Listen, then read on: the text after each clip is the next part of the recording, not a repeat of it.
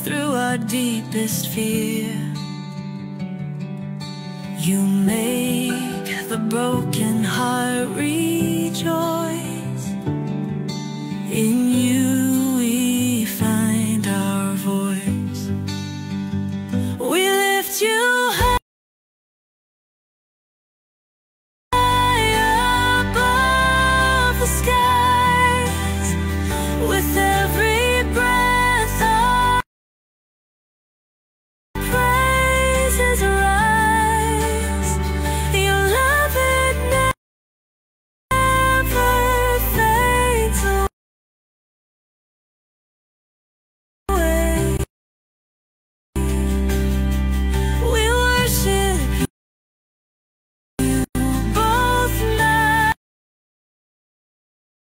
and day.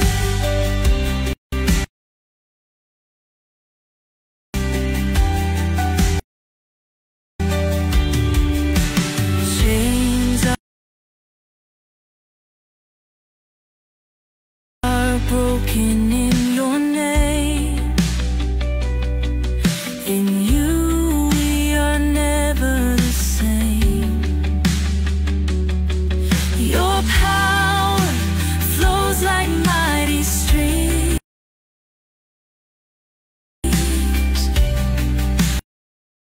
fulfilling all our dreams. We lift you high above the skies. With every breath our praises rise.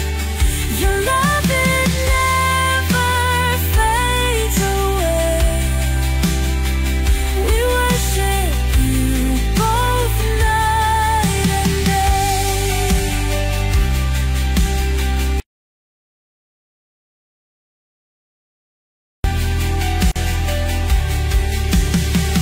Your name is power, life, and peace. By your word our fears release. You are the hope that fills our soul. In you we find our goal. We lift you high above the skies. With every breath our praises rise. Your love, it never fades.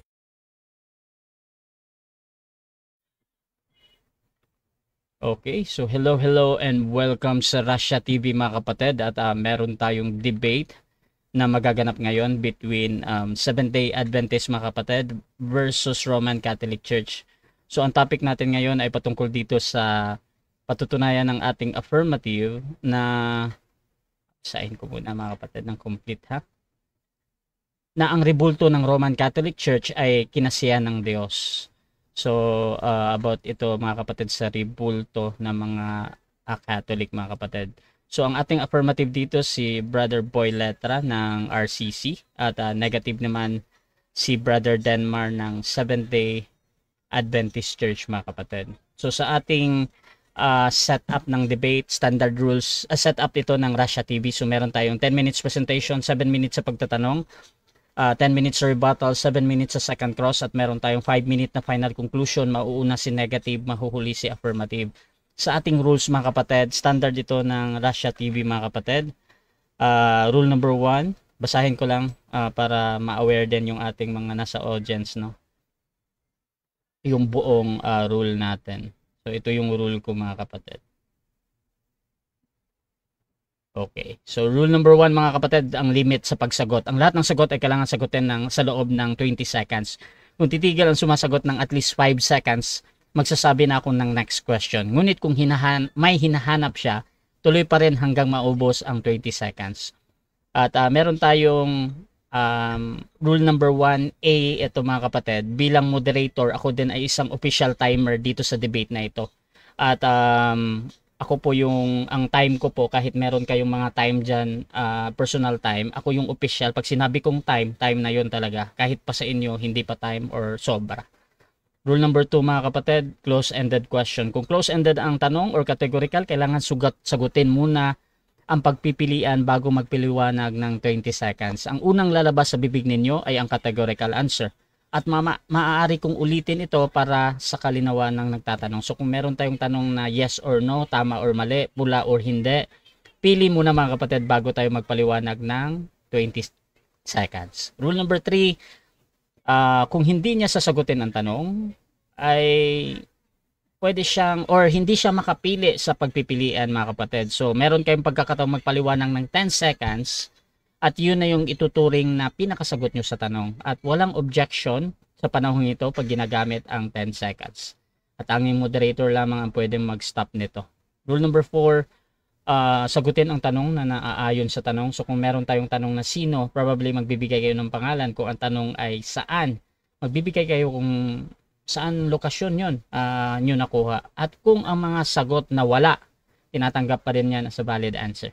Rule number 5, sa first stand, doon lang dapat magtanong sa inilatag ng katunggali. At during first cross-examination, pag sinabi ng tinatanong na hindi ko pa nilatag yan, moderator, ay automatic next question ko yan. At sa rebuttal, pwede nang itanong ang lahat or inilatag or hindi nilatag.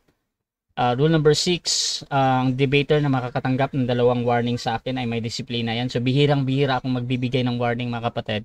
Pero 2 times na warning galing sa akin, minus 1 minute sa time niya. Rule number 7 is isang objection lang at isang clarification lang every question mga kapatid. At no objection during final conclusion. At tanging moderator lamang ang pwedeng magbanggit ng counter objection or mag-offer ng counter objection. Dahil meron akong mga objection na talagang agad-agad pinapataw ko mga kapatid. Rule number 8, no insult about physical appearance. Pinagbabawal ang anumang panlalait sa physical na anyo, gaya ng hugis ng katawan or kulay ng balat, etc. At pinagbabawal din ang pagmumura na alam natin. Ngunit meron akong salitang pinapahintulutan gaya ng salitang demonyo, kulto, sinungaling, mangmang, at iba pa ay pwedeng gamitin ayon sa paggamit doon sa konteksto ng argumento. Rule number 9, no challenge question. Ito yung mga tanong na kung mabasa ko or paano kung mabasa ko, italo ka na. So hindi ko papayagang maitanong yung mga ganyan na tanong kahit pa sumang-ayon yung kabilang panig. Rule number 10, para sa sensitive question, pinapayagan ko kayong magtanong ng sensitibong paksa. Kabilang doon yung mga personal na buhay o personal question mga kapatid. Ngunit merong karapatan ang tinatanong na piliing sagutin o hindi ang tanong. Rule number 12, kapag na-disconnect ang isang debater hindi siya nagre-respond, meron akong 7 minutes na maximum time na maghintay para makabalik. At kung hindi, ay i-end na natin ang ating debate. Rule number 12, bilang moderator, may kapangyarihan akong magtakda ng karagdagang rules kung ito lang naman ay kinakailangan. Ang aking pasya ay laging final and executory. Rule number 13, bilang tagapamagitan, ako'y nagsisilbing tagapangasiwa lamang ng debate na ito at hindi ako responsible sa anumang pananaw, paniniwala o pahayag ng mga debater. Ang mga sagot at opinyon ay pananagutan ng mismong nagsasalita. Hindi din ako mananagot sa anumang hindi pagkakaunawaan, pagkasira ng relasyon o iba pang epekto dulot ng debate na ito. So sumasang-ayon ba? Wait lang. By the way mga kapatid, ako mga pala si Rasha Vista. Ako po ay isang Catholic, one of the member ng Templar of Truth. Ako po ay nagmo-moderate halos 7 years na ng iba't ibang pananampalataya.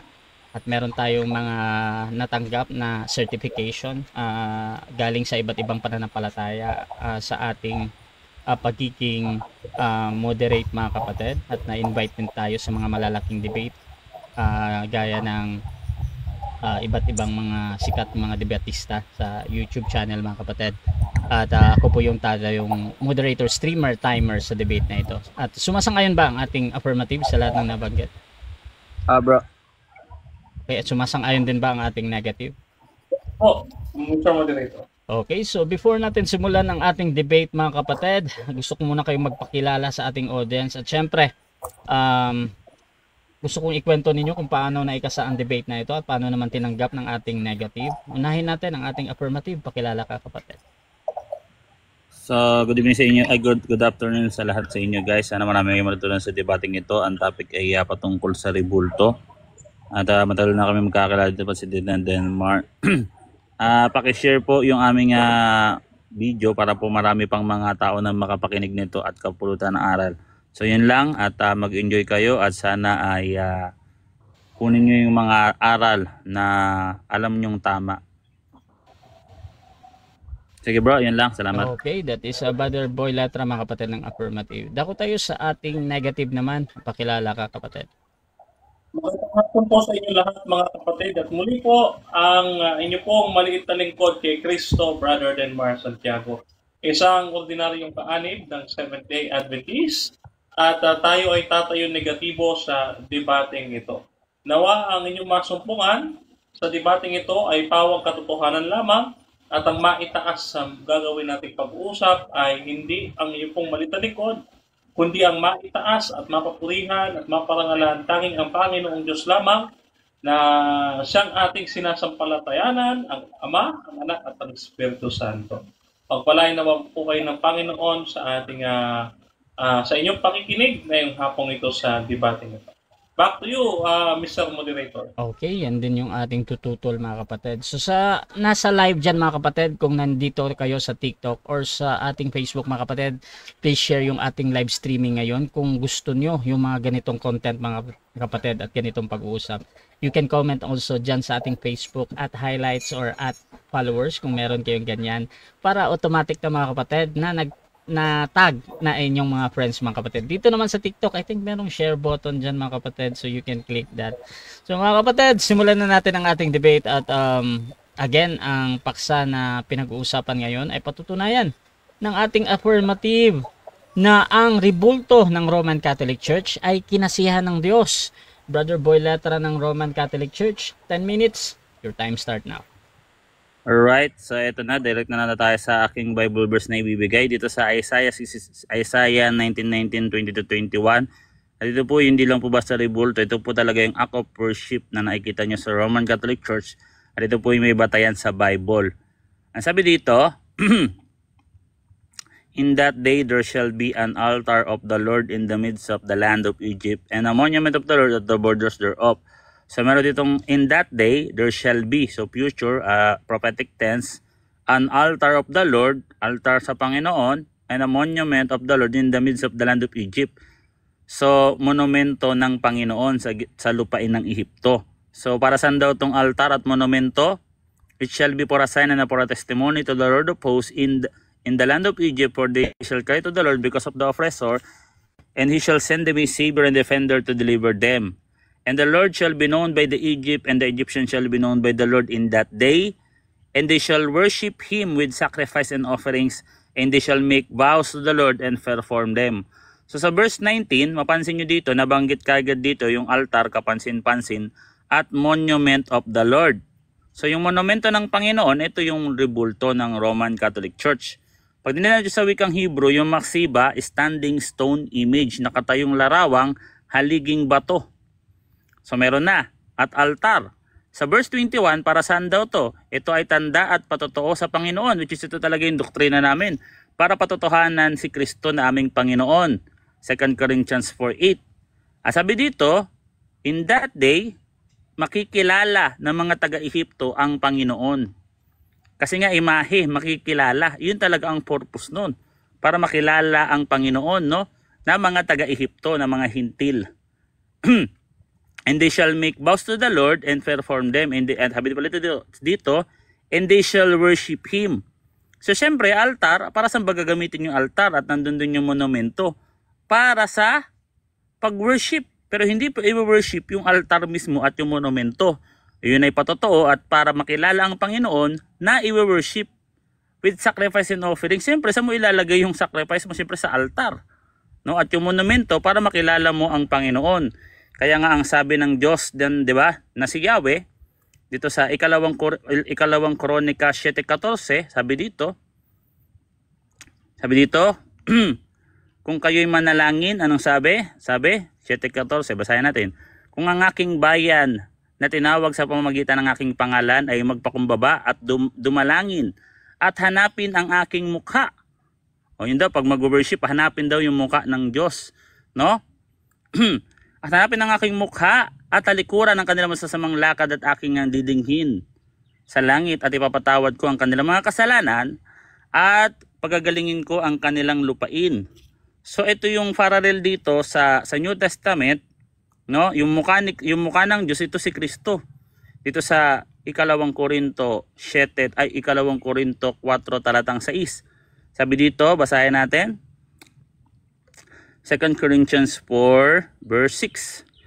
Sabi dito, yamang ang Diyos na nagsabi mangnining ang ilaw sa kadiliman na siyang nagniningning sa aming mga puso upang magbigay liwanag sa pagkakilala sa kaluwalhatian ng Diyos sa mukha ni Jesucristo. So si Kristo pala, dun pala sa mukha niya mahayag ang kaluwalhatian ng Diyos, no? Maliwanag na pagkakilala. So sa paanong paraan makikilala? Paano yan? Boy letra, umakyat na si Kristo sa langit. Paano pa natin makikita ang kanyang kagandahan, ang mukha ng Diyos? So syempre, dito sa kanyang templo, no? Sa lugar sambahan, dito sa Psalms 27 verse 4. Ito, basahin natin. Psalms 27 verse 4, sabi dito, isang bagay ang hinihingi ko sa Panginoon nang aking hahanapin, nang ako'y makatahan sa bahay ng Panginoon lahat ng mga karawan ng aking buhay upang malasin ang kagandahan ng Panginoon at magusisa sa kanyang templo. So dun mo pala mapapagmasdan ang kagandahan ng Panginoon sa kanyang templo, letra por letra. Kaya ito ang katuparan ng templo ng Roman Catholic Church, no? At bakit po mahalaga ang ribulto o imahe? Bakit po kailangan gawa ng imahe ang ating Panginoong Jesucristo? Hindi ba pwedeng sumamba na lang nang walang nakikita? Ay, hindi po pwede. Kasi po, tandaan natin, ang larawan po ni Kristo ay mahalaga sa Roman Catholic Church kasi siya po ang paunang palasa ng paraiso. Basahin natin ito sa Revelation 22 verse 4 to 5. Ang pangako ng Diyos doon pag tayo mapunta sa paraiso, no, sa buhay na walang hanggan, makikita natin ang kanyang mukha, makikita natin siya ng mukhaan at ang kanyang pangalan ay tatatak sa ating mga noo. So ibig sabihin yung being mismo ng Diyos, doon natin siya makikilala. At si Kristo ang paunang palasa, no? Sabi ni Saint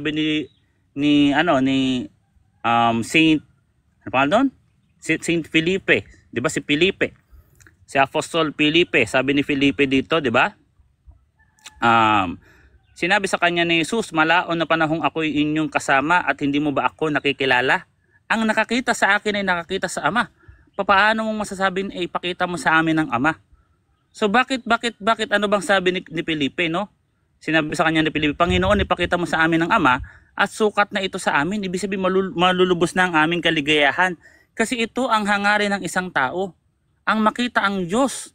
'Di ba? At ito na ang sukdulan ng desire ng isang tao, ang makita ang Diyos. Yun yung makita natin ang universe, ang mga iba pang bagay na hindi natin maabot, kagaya ng mga ibang planeta. Na-excite na tayo. Iyan pa kaya ang makita natin, ang lumikha ng lahat ng bagay. Talagang malulubos na ang ating kagalakan. Kaya nga sabi ni Felipe, ipakita mo lang sa amin ang Ama at kami ay masisiyahan na. Pero ang sabi ni Kristo, kay tagal mo na akong kasama Felipe, hindi mo ba ako nakita? Ang nakakita sa akin ay nakakita sa Ama. Paano mong sinasabi na ipakita mo sa amin ang Ama? Letra por letra, 'di ba? So, si Kristo pala ang imahen ng Diyos na hindi nakikita, Colosas 1:15, no? Kaya siya ang magpapakilala mismo sa Diyos, no? John 1:18, no? Kaya nga walang makakapunta sa Ama nang hindi dadaan sa Anak. John 14 verse 5 to 6. Sabi dito, walang tao nakakita kailanman sa Diyos, ang bugtong na anak na nasa sinapupunan ng Ama, siya ang magpapakilala sa Kanya. Sa papaanong paraan, no? Sa kanya mismo, siya mismo na kalarawan ng kanyang Ama, no? Dun sa Hebrews 1:3, the exact imprint of His nature, nagkatawan tao para makita ng mga mata natin. No? Dito sa 1 John 3:2, basahin natin, 1 John 3:2. Siya nga yung unang, talaga mahalaga talaga ang imahe ni Kristo, kaya kailangan talaga gawa ng larawan yan, ayon sa prophecy dun sa sa Isaiah 19, 20, 21. Sabi dito, mga minamahal, ngayon nga ay anak tayo ng Diyos at hindi nahayag kung magiging ano tayo. Nalalaman natin na kung siya ay mahayag, tayo ay magiging katulad niya sapagkat siya ay ating makikita gaya ng kanyang sarili. So naging katulad nga natin siya. Sa papaanong paraan? Si Kristo na Diyos, na kalarawan ng kanyang Ama, ay naging tao, naging katulad natin upang ang sino man na makita sa kanya ay magiging tulad niya. At ang fulfillment nito, syempre sa paraiso pa rin. Revelation 22 verse 45, paralel unang Korinto 13 talatang 12. No? Kaya talaga mahalaga po yung imahe ni Kristo. Hindi po ito basta barang trip lang namin na gawa siya ng imahe. Ito po ay may kinalaman sa kaligtasan. Yung tinatawag na consubstantial, no? Ang Diyos mismo nagkatawan tao, yung imago Christi, kaya siya nagkaroon ng imahe kasi nga nagkatawan tao. Kaya nga tinawag siyang yung mediator eh. Kasi sa kanyang katawan mismo nagtagpo ang tao at ang Diyos. No? Kaya yung parallel dito sa Isaiah 19:19, si Kristo yan. Kasi sa Old Testament mga kerubin eh. Kasi yung mga kerubin, yung mga anghel, pag nagkakaroon ng tuyupan nagpapakita ang Diyos sa pamamagitan ng mga anghel. Pero sa New Testament talaga, no, si Kristo na mismo talaga nagkatawan tao at tumahan sa gitna natin at nakita natin ang kaluwalhatian niya, kaluwalhatian gaya ng subugtong ng anak ng Ama, no? John 1:14. So ano pa? Marami pa, no? Kung sasabihin niya, ba't nyo naman proposition? Siyempre po, may proposition talaga yan. Dito yan sa Psalms, lahatin na natin, no? Psalm 68 verse 24 to 25. Sabi dito, basahin natin ha. Your possession, O God, di ba? Basahin na dito sa ano dito, no? Dito sa Good News Translation, Psalm 68 verse 24 to 25. Prenoposition din ba yung imahe ng ating Panginoon? Yes po, sabi dito.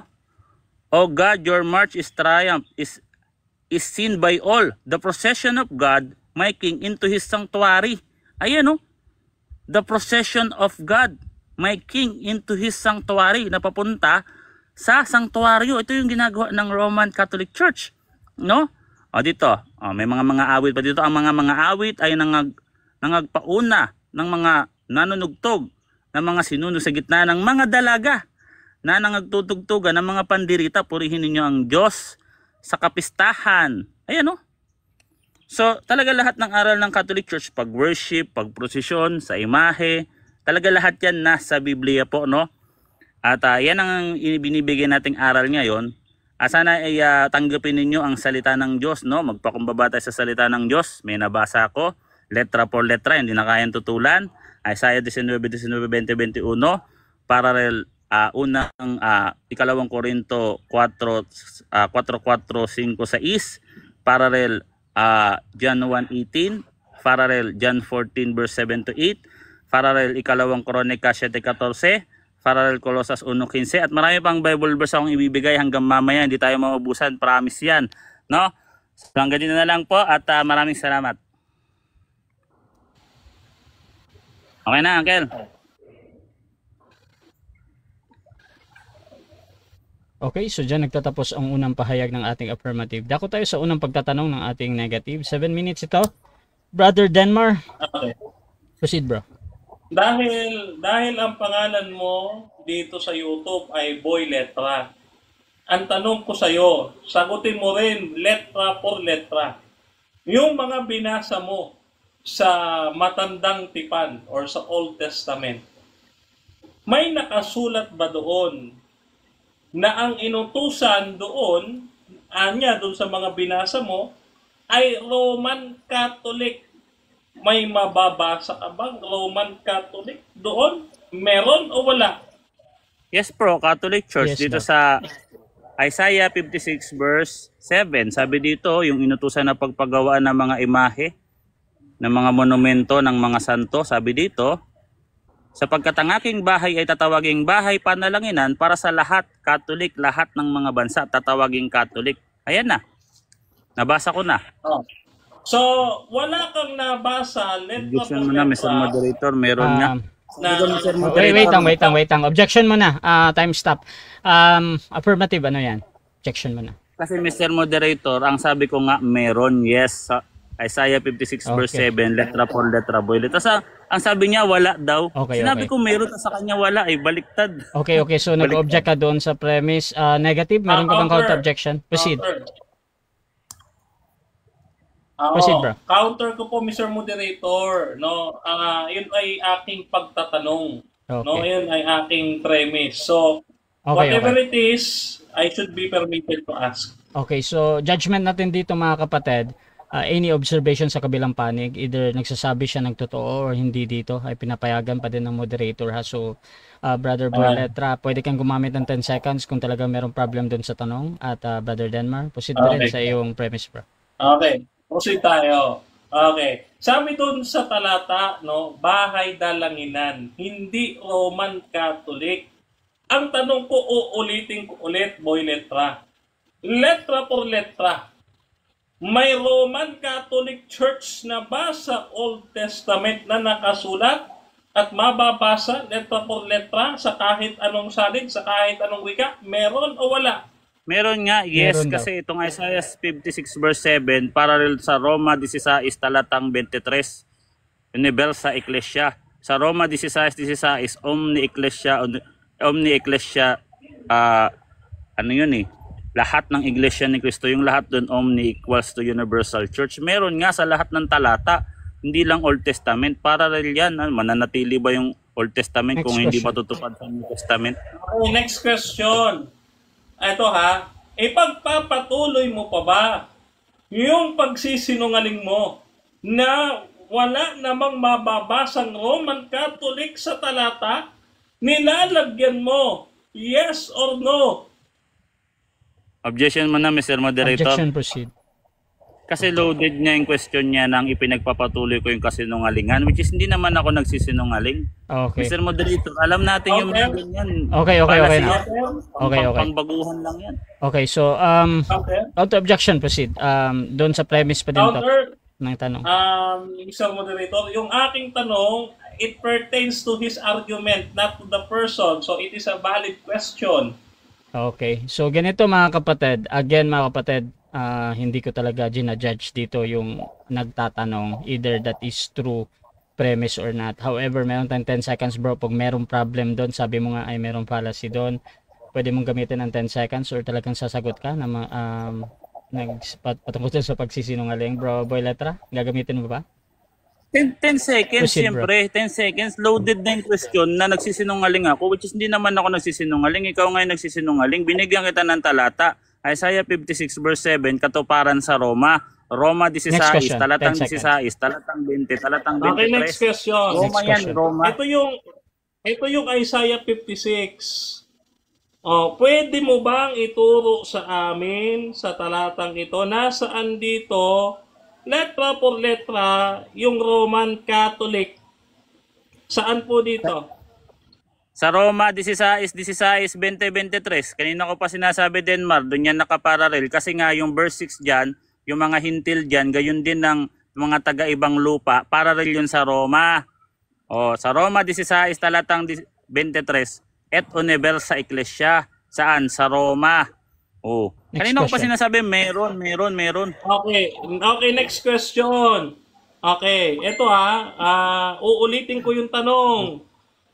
Saan dito sa Isaiah 56 na ginagamit mo yung text o yung pangalan ninyo na Roman Catholic? Saan nga dito? Saan daw? Meron nga sa Roma nga, Roma 16. Yung mga hintil na nakasulat dyan, nakaparallel yan sa Roma 16:23. Universal Ecclesia. Kasi nga Universal Church yan, which is tinukoy yung Roma na Universal Church dun sa Roma 16:23. Sa Greek, Holestes Ecclesia. Next Letra question. por letra. Next question. Ito Okay. Last 1 minute. Dito, sa this is, ang sabi mo, ito this is. Ito okay. Ayan. So, nandito sa aking screen, yung Roma 16. Ang tanong ko sa'yo, nasaan naman dito yung Roman Catholic Church? Saan dito? Pakituro. O, hindi mo pala alam yung term na lahat yan pag tinignan mo yan dito sa Greek ay sa Hebrew. Ayan, oh. Oh, hindi mo binasa yung Latin. Oh. Basahin natin, ha. Roma 16:16. Oh. Sabi dito, teka, Acts pala ito nabuksan ko. Roma 16:16. Ayan, oh. Next question. Next question. Omni. Next question. Alin ang mababasa sa talata? Iglesia Katolika o Iglesia ni Cristo? Oh, hindi mo binasa ng buo. Omnis Ecclesia Christi. Sa talatang 23, Universa Ecclesia. O, nabasa ko nga eh. Omni means universal, means eternal. Yun yung pantukoy sa pangsukat sa kapangyarihan ng Diyos. Time. 7 minutes time. Universal Church. Letra por letra din, Time. ma'am. Okay, so dyan nagtatapos mga kapatid ang first na pagtatanong ng ating negative. So shoutout muna sa ating nasa live dyan sa ating Facebook kay Noriel Cool Gabasa. Sabi niya sa Isaiah 56, mga Sabbath keeper yan, hindi Dominguista. Shoutout din kay Elisa Bactani, sa panahong Kristiyano, itinakda na yung ng Diyos na wasak ang mga ribulto na pinagawa ni Solomon kasama ang templo. Mateo 24:1-2. Sabi ni Muslim Islam, good afternoon. Hinahangaan ko ang dalawang magigiting na debater na ito. Nice job sa inyo. Shoutout din kay Carlos Orteliano. Ayaw ng SDA ng rebulto. Ayaw ng SDA ng rebulto, pero may rebulto ang simbahan ng mga SDA sa ibang bansa. Sa loob pa ng simbahan nila, palusot lang ng simbolo lang daw. May video ko noon, patawa tong mga SDA. Shoutout din kay Elisa Bactani, 1 John 5:21. Dear children, keep yourself from an images. Shoutout din kay Tungawan Erwin. Mayayari ang RCC dito. At dito din sa ating TikTok mga kapatid. Shoutout din dyan sa ating nasa live. At nandyan si... Shoutout kay Rinig Navarro Tito, ang ng Russia. Ang iyak dito, ayan. Wait lang bro. Yan. Ako lang bro. Shoutout kay Remar Tabalo. Iglesia ni Cristo, hahaha. Sabi niya. Shoutout kay It's Me Papa Joshua. Sabi niya, Rinek Navarro Tito, ikaw nga umiyak. Shoutout din kay James, kay Rinek Navarro Tito, dito din kay sino ba to? Okay, si Pepsi Paloma, ayan. So mga kapatid, tuloy-tuloy tayo dito at dako tayo sa ating negative presentation. Brother Denmar Santiago ng SDA, your time start now. Okay, mga kapatid, unang-una, bakit po natin pinipilit si Boy Letra na sumagot letra por letra? Halata niya po, di ba? No, na hindi siya si Boy Letra. Siya si Boy Basa. Bakit? Magbabasa lang. Karami lang babasahin. Out of context, ang tawag po doon, ano po tawag doon? Cherry picking fallacy. No? So, very fallacy na hindi naman magkakakonek yung talata, kinukonek niya. Ano? So, walang kakwenta-kwenta yung presentation, walang naitayo. Ano? Kasi, namimitas lang ng talata, na po may nabasa, templo, santuario, bato, imahe, yun na yun. Ay hindi ho ganun ang debate. O? Kaya naman dito, tinatanong natin siya, may Roman Catholic na ba sa matandang tipan? Gayon din sa bagong tipan, para ang kinin niya na sila yung inuutosang kuno doon. O, ito babasahin natin, referensya. World History by for the Postmodern Filipino ni Gregorio F. Saide, page 114. Ganito sabi, no? Ito the Orthodox Church is the oldest branch of Christianity, older than the Roman Catholic Church. Ay, hindi naman po pala sila ang nauna eh. Oh, di ba? Ang nauna, mas matanda pa niya sa kanila ang Eastern Catholic. Oh, so hindi sila yun. Bakit? Saan po nanggaling yung mga Eastern Catholic, no, na tinatawag? Yan po ay sa Jerusalem, hindi sa Roma. Kaya nga, Roman Catholics, galing sila sa Roma. O, di ba? Roman Catholics. O. Kaya nga po dito, mapapansin natin, sila yung malaking sulpot Paulit-ulit ko na lang po yan sinasabi. Sila ho'y malaking sulpot. Ba? Oh, katulad po nitong binabasa niyang Isaiah 56, no? Inaangkin niya ito. Itong Isaiah 56, no? O babasahin po natin, puntahan po natin yung Isaiah 56 na sinasabi niya. Mga Romano Katoliko ba ito? Tingnan po ninyo, no? Isaiah 56. Ito, verse 6. Gayon din naman ang mga tagaibang lupa na nakikibahagi sa Panginoon upang magsipangasiwa sa Kanya ay magsiibig sa pangalan ng Panginoon. Oh?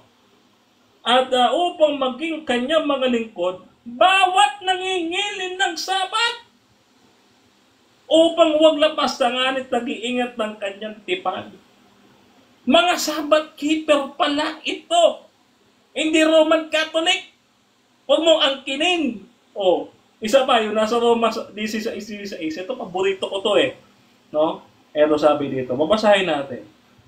Ito po yung bababasa natin sa Roma 16:16. Ganito ang ating mababasa, mga kapatid. Magbatiang kayo ng banal na halik. Binabati kayong lahat ng mga iglesia ni Kristo. Ano daw yung iglesia na itinayo ni Kristo?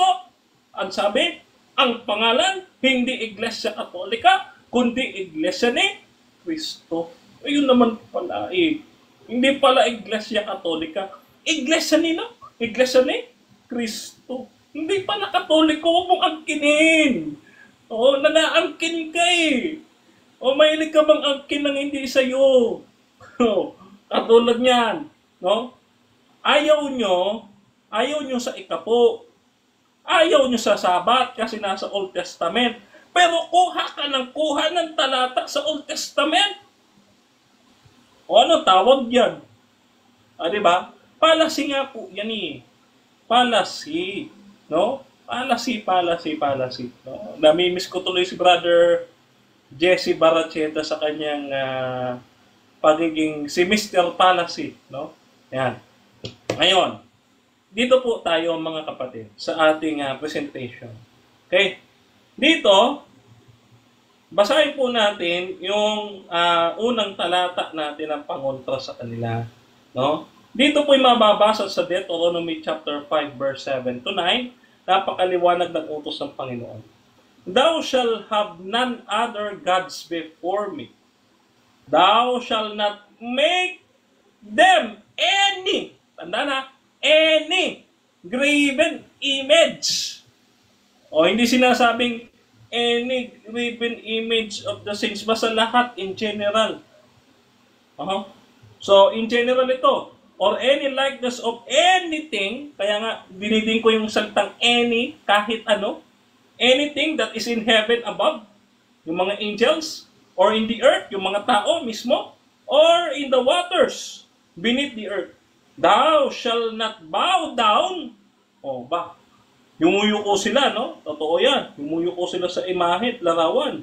Bow down thyself unto them, nor serve them. Ayan, no? Talagang pinag-iikot nila, no? Nilalagyan nila ng bulaklak, no? Ano pa? For I, the Lord, thy God, I am a jealous God, no? Visiting the iniquity of the fathers upon the children unto the third and fourth generation of them that hates me. Ayan, sabi ng Panginoon, no? Any graven image, ibig sabihin kahit ano, there is no exception. Any graven image, no? Walang lusot dito si Boy Letra eh. Kahit ano, no? At dito po sa Biblia, mga kapatid, pwede ba na ipapalusot ni Boy Letra yung gusto niyang sabihin na gayon? Kasi alam ko yun, ipapalusotan niya yan. Eto mga kapatid, no?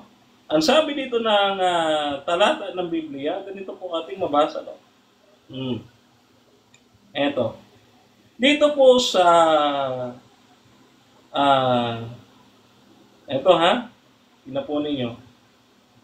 So, etong utos ng Diyos na ito, mga kapatid, ay iniutos din sa, thank you, iniutos din sa bagong tipan. No, iniutos din sa bagong tipan. Sa 1 John chapter 5 verse 21, no?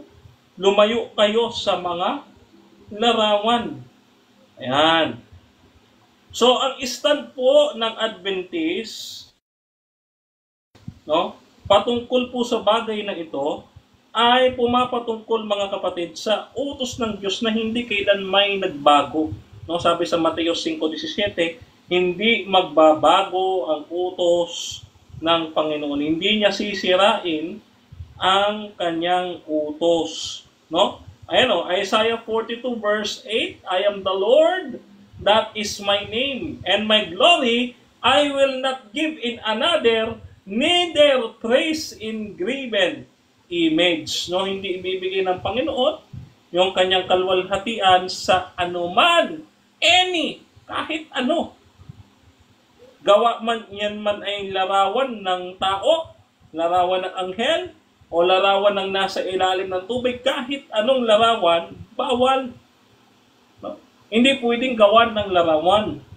Bakit? Kasi yung templo o yung sanktuaryo na binabanggit ni Boy Letra kanina, yan po ay symbolikal.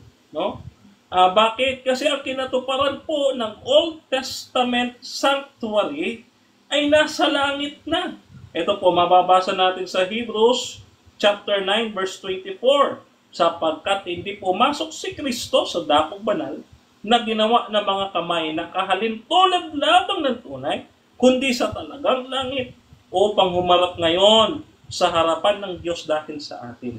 So, dito po sa isang talatang ito, napakahusay pong sinasabi ni Apostol Pablo na yung sanktuaryo na nasa langit, ito po yung tinatawag nating type and antitype. No?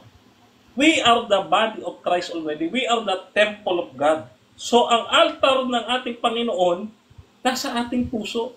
Kasi we are the temple of God, sabi ni Apostle Paul. No? So, si Kristo, ang tagapamagitan do sa sanktuaryo, hindi mga kung sino-sinong mga santo. No? Hindi si Maria. Sabi nga dun sa kanilang recent statement, si Maria, hindi mediatrix of all grace. Hindi rin co-redemptrix. Sabi ng kanilang Santo Papa nitong nakaraan. Kaya maliwanag talaga na isa lang ang mediator. 1 Timothy chapter 2 verse 5. Sino yun? Ang Panginoong Hesukristo. No? Nandun na po ang altar, wala na dito. Inalis na dito ang altar, nandun na sa langit. Huwag po kayong padadaya. Ang altar dito sa lupa na nilagay na Romano Katoliko, yan po ay pang deception.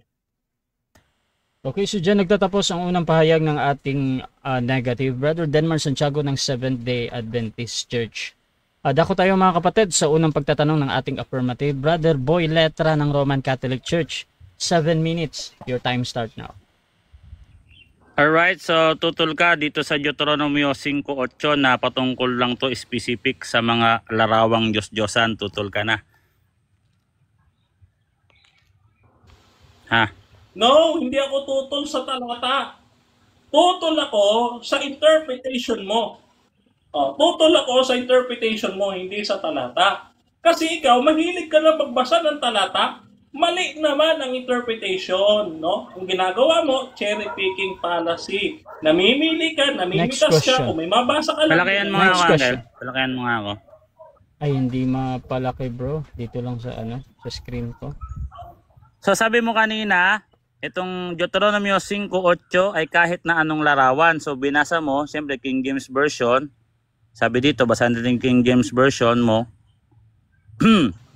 Deuteronomio, sabi dito, thou shall not make any graven image. Any graven image. So, titindigan mo ngayon, yung any graven image, lahat ng larawan to, hindi to specific sa mga Diyos-Diyosan lang. Lahat po yan ng larawan. No, maliwanag ang sinasabi ng Deuteronomy. No, 5:7. Nasabi diyan kasi, no? Any graven image, no? Yung ating ibinigay na talata kanina. So, hindi po talaga mapapasubali kasi Any, pag sinabi Next question. 20 seconds. Next question. Hindi mo sinabi na specific lang sa idols, bagkos ang sinabi mo any graven image. Maglipat ako ng translation, New Living Translation. You shall not make for yourself an idol. Tanggap mo yung translation na to o hindi mo tanggap? Tanggap o hindi? Yes, tanggap ko Tanggap yung mo. Bible, pero ikaw hindi. Yung interpretation mo ang mali. Oh, bakit? Kasi kayo nagkakaroon ng Mariola tree. Kaya nga, ang Pope ninyo noong nakaraan, tinanggal yung pagiging co-redemptrix at mediatrix ni Mary kasi overdue na. Kumbaga mataas na ang Next inyong question. pagkakilala 20 na seconds. sobrahan na. Next question. So ngayon, inaamin mo na sa ibang translation, do not make an idols. Hindi lang lahat ng larawan, kundi idols specific. Do not make an idols. Tanggap mo na. Okay, 10 seconds. Kahit ano pang translation yan, tumutuko yan sa any graven image na sinasamba katulad sa Katoliko.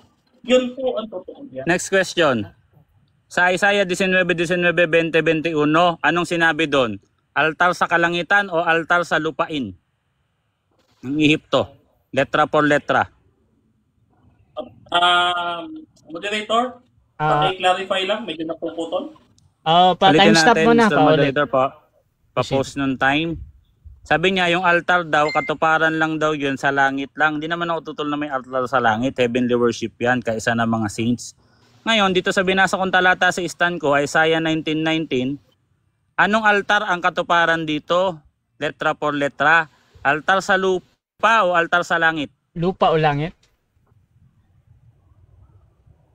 Okay, ang altar po ay nasa langit. Langit. Sa panahon ng mga Langit.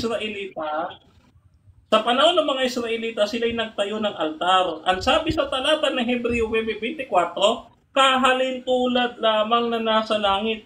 Ibig sabihin, ang altar po ngayon sa ating panahon, symbolical Next na po, question. hindi na po literal yan. Next question. Sabi mo langit. Sabi mo langit. Sabi dito, in that day there shall be an altar of the Lord in the midst of the land of Egypt. Land of Egypt. Anong nakasulat letra por letra? Yung daldal mo na langit o land of Egypt? Letra por Langit letra. or land of Egypt? Okay. Okay, 10 seconds. 10 seconds. Dito po sa Hebreo 9:24, ang katuparan ng altar. Pinapaliwanag ko po sa inyo yung literal altar. Next question, yan 10 po seconds. ay Next doon question, lamang 10 sa seconds. Israel. Next question. Ulitin ko yung tanong. Ano ang tamang nakasulat dito? Ayon sa letra por letra. Altar sa langit o altar sa lupain ng Ehipto? Anong nakasulat? Okay. Langit o or lupa? lupa? Okay. Ito sagot ko, sa langit. Langit. Dahil po, yung literal na altar ay para lang po sa Israelita. Sa Kristiyano, ang sabi doon, tayo'y templo ng Diyos. Itong katawang ito, tayo'y templo ng Diyos. So, ang altar ng Panginoon na sa ating puso. Hindi na po Next literal question, ang 20 altar. seconds. Next question. Sabi mo Israel. Anong nakalagay dito? Egypt o Israel? Egypt o Pili ka. Israel? Okay, 10 seconds. 10 seconds. Yung altar po, ulitin ko na naman Yung altar po na mababasa sa Old Testament, para po yan applicable sa mga taong nandoon lamang. Yung para sa Kristiyano, Next symbolical question, na 10 po yan seconds. because we have Next the question, body of 10 Christ. seconds. Ano ang katuparan ng Ehipto? Israelita o Kristyanismo? Pili ka. Israelita or Kristyanismo? Oh, yung mga Egyptian. Okay, objection, Mr. Objection, Moderator. proceed. Oo, malayo na po siya sa topic. Malayo. Magtanong siya Okay. doon sa aking nilatag, Mr. Moderator. Okay. So tinitake ko lang yan yung doon ka hindi niya daw yan nilatag bro boy letra. So proceed ka sa Mr. Moderator, counter. no counter objection bro sa automatic next question bro. Next question. 'Di ba ako ang presenter dito, ako ang affirmative. Nilatag ko ba 'to o hindi? 10 seconds. 10 seconds. Wala ka pong nilatag. Ang ginawa mo lang, nag-cherry picking ka ng talata, pinag-connect mo, in-interpret mo lang sa sarili mo. Next Hindi question. po yun 10 paglalatag. seconds. Next question. Next question. Last 30 seconds. Hindi mo ba alam, Denmar, na sa first presentation ko, ito ang pinakaunang talatang ginamit ko. Hindi mo pala yun alam? Hindi mo ba daw Alam mo, alam? hindi alam. Ito sagot ko, 10 seconds. 10 seconds. Sabi ko nga sa iyo, hindi po paglalatag yung ginawa mo. Ikaw ay tagabasa. Nagbasa ka lang. Next question. Interpret mo lang. Next question. Yun. Ako ang affirmative. Presentation ko dapat giniba mo. Alam mo ba na ito yung talatang, unang-unang talatang nilatag ko? Alam mo ba? Hindi mo alam. Alam mo, hindi mo alam. Okay. Ito sagot ko. Alam ko. Time. 7 Marami minutes kang time. binasang Time talata. Pero- Time na bro, Denmar. Time na. Ayan. So, dyan nagtatapos mga kapatid. Ayan, tumunog na. So, dyan nagtatapos mga kapatid ang first part ng ating debate. At shoutout muna sa ating nasa live mga kapatid. Dito sa ating Facebook, shoutout kay Noriel Pulgabasa, kay Da Mateo Celeso, shoutout din kay Eli Sabaktani. Sabi ni Noriel Pulgabasa, fallacy ang tanong. Shoutout din kay Eli Sabaktani, galit ang Diyos na lagyan mo ng mga ribulto ang altar. Deuteronomy 12 verse 3. Shoutout din kay Larry Ortega, Good PM, Russia Vista. At shoutout din dito kay disipulo, kung ang ribulto ay talagang kasiyahan ng Diyos, dapat may isang talata man lang sa Biblia na nagsasabing nalulugod siya sa mga ito. Pero sa halip, ang maraming talata sa Biblia ay nagpapabawal at nagpapakita ng galit ng Diyos sa mga ribulto. Kaya hindi ito maituturing na nawala yung comment Ayan. Dito tayo mga kapatid sa ayan, nawala. So dito tayo mga kapatid sa ating TikTok naman. Shoutout sa ating 27 live viewers dito. Shoutout kay Nas Benevedes ng kalimutan ko yung group ni Bro Nash. Bro James mga kapatid, shoutout. Sabi niya, Denmark, congrats dahil sako ka na naman. Na content ka na naman ni Uncle Boy. Shoutout din mga kapatid kay Laireka Coyle, Uncle Boy.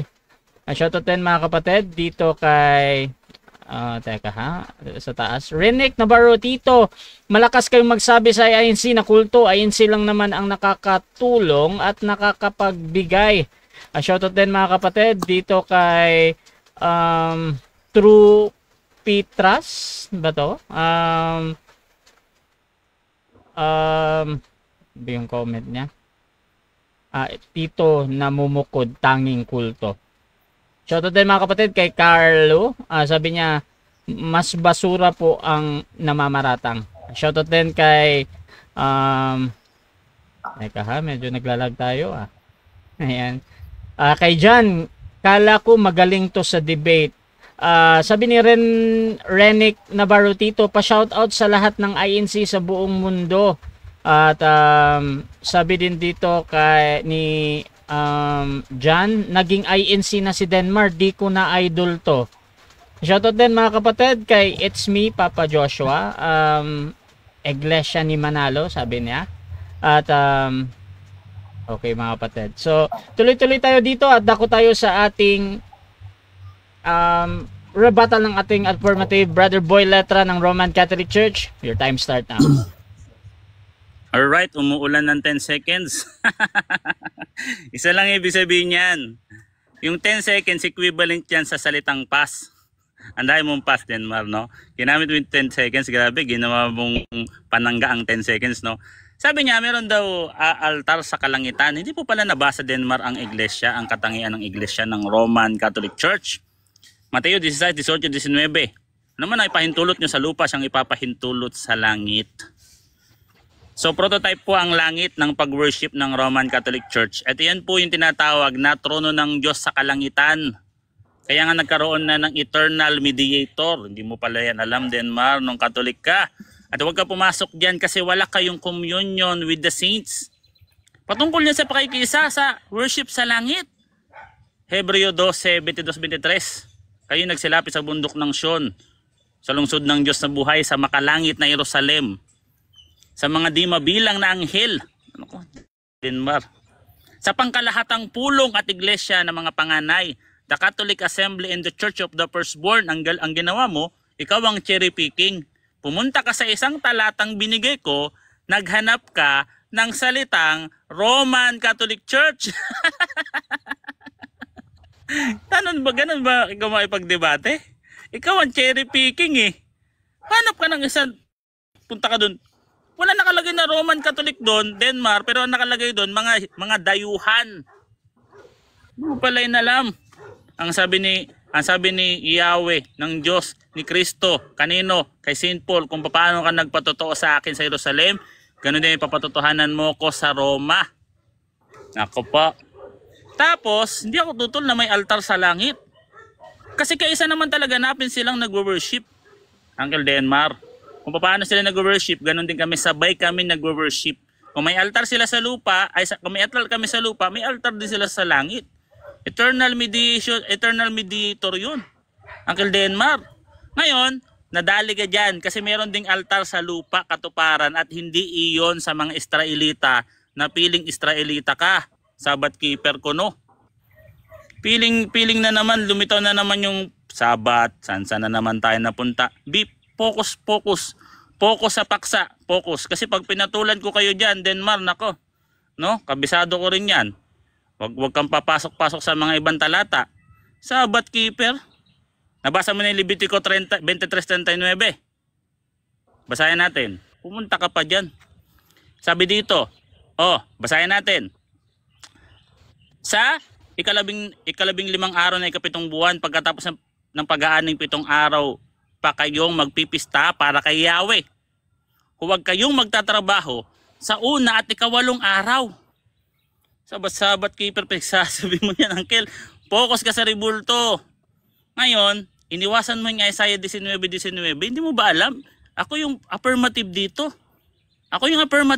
Denmark. Dapat puntahan mo yung latag ko. Hindi ako yung pupunta sa latag mo.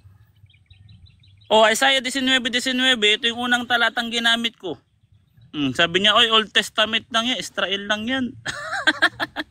Mali. Basahin natin. Mali na si Denmark, pambihira. Sayang, no? Sayang, hindi ka na umalis sa Catholic Church. Yan tuloy. Sabi dito, in that day there shall be an altar of the Lord. Magkakaroon doon ng altar sa Panginoon in the midst of the land of Egypt. Sa gitna ng lupain ng Ehipto. Lupain, Uncle Denmark. Lupain, letra por letra. Natikwa mo ngayon ang hagupit ni Boy Letra. Kaya nga ako nabasag ang Boy Letra. Sabi mo, langit lang. Nabasa ko lupa. Sabi mo, Israel ang Old Testament. Nabasa ko Ehipto.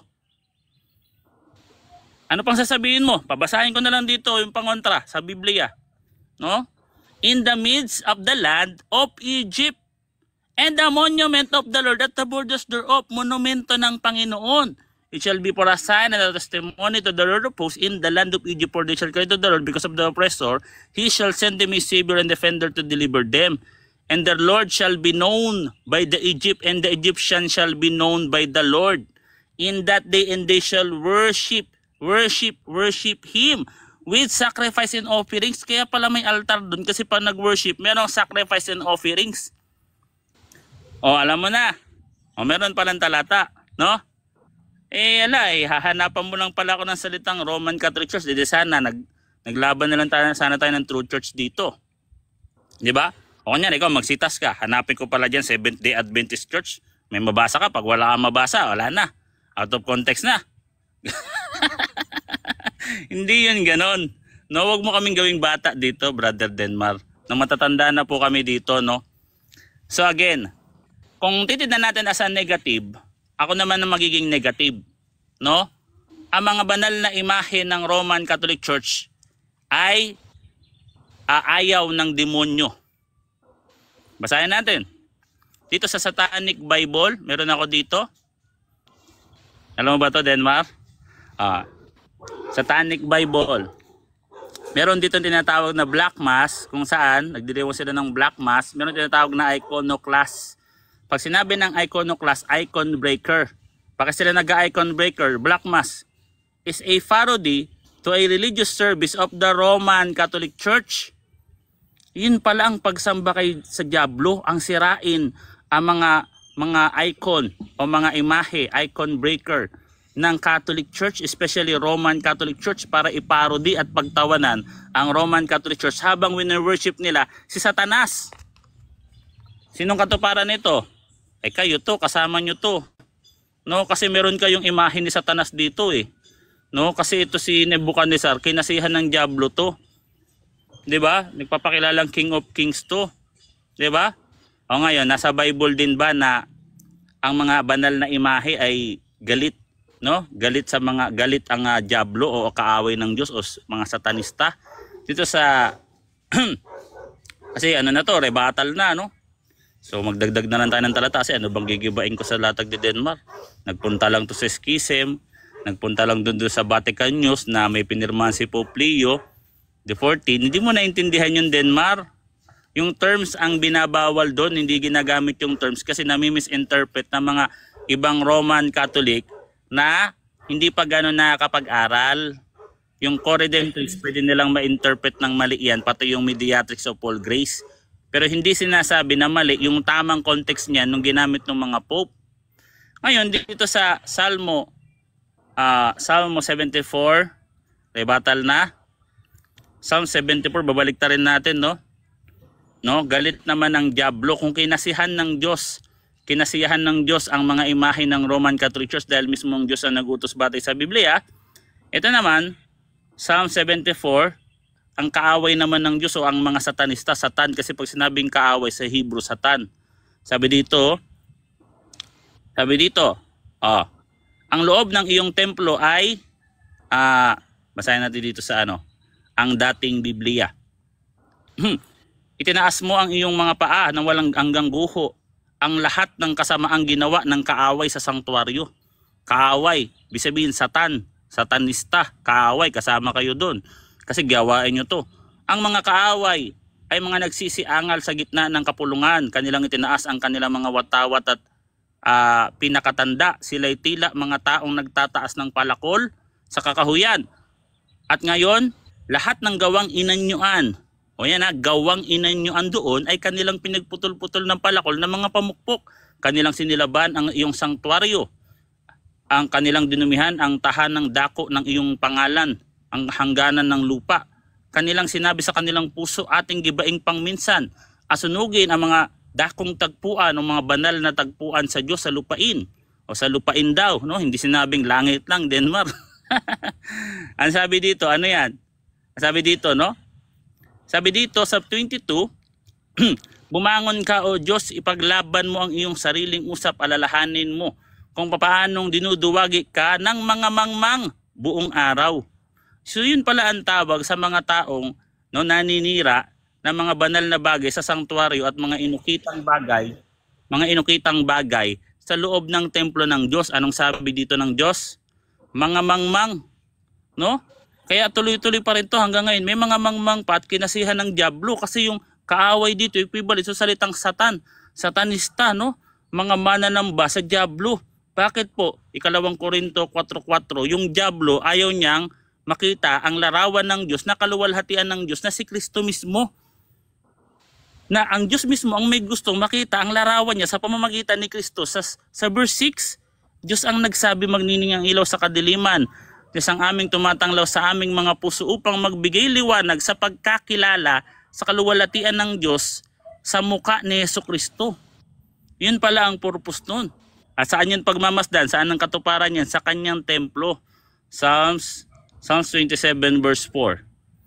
So yun lang at okay na. Okay, so dyan nagtatapos. Wait lang mga bro ha. Ayan.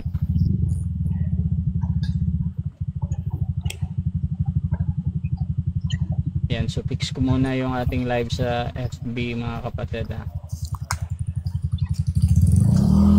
Sige ka rin, naman lang ako tubig. Sige.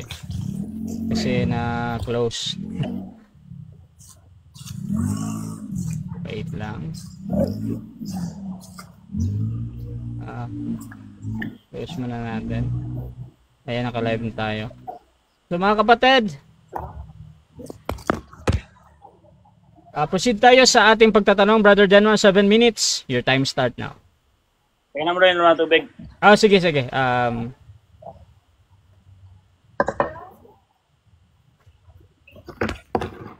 Okay na bro, okay na.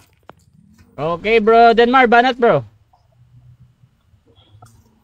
dito sa unang Korinto 3:16. Ang sabi dito, hindi baga ninyo nalalaman na kayo'y templo ng Diyos at ang Espiritu Santo'y nananahan sa inyo.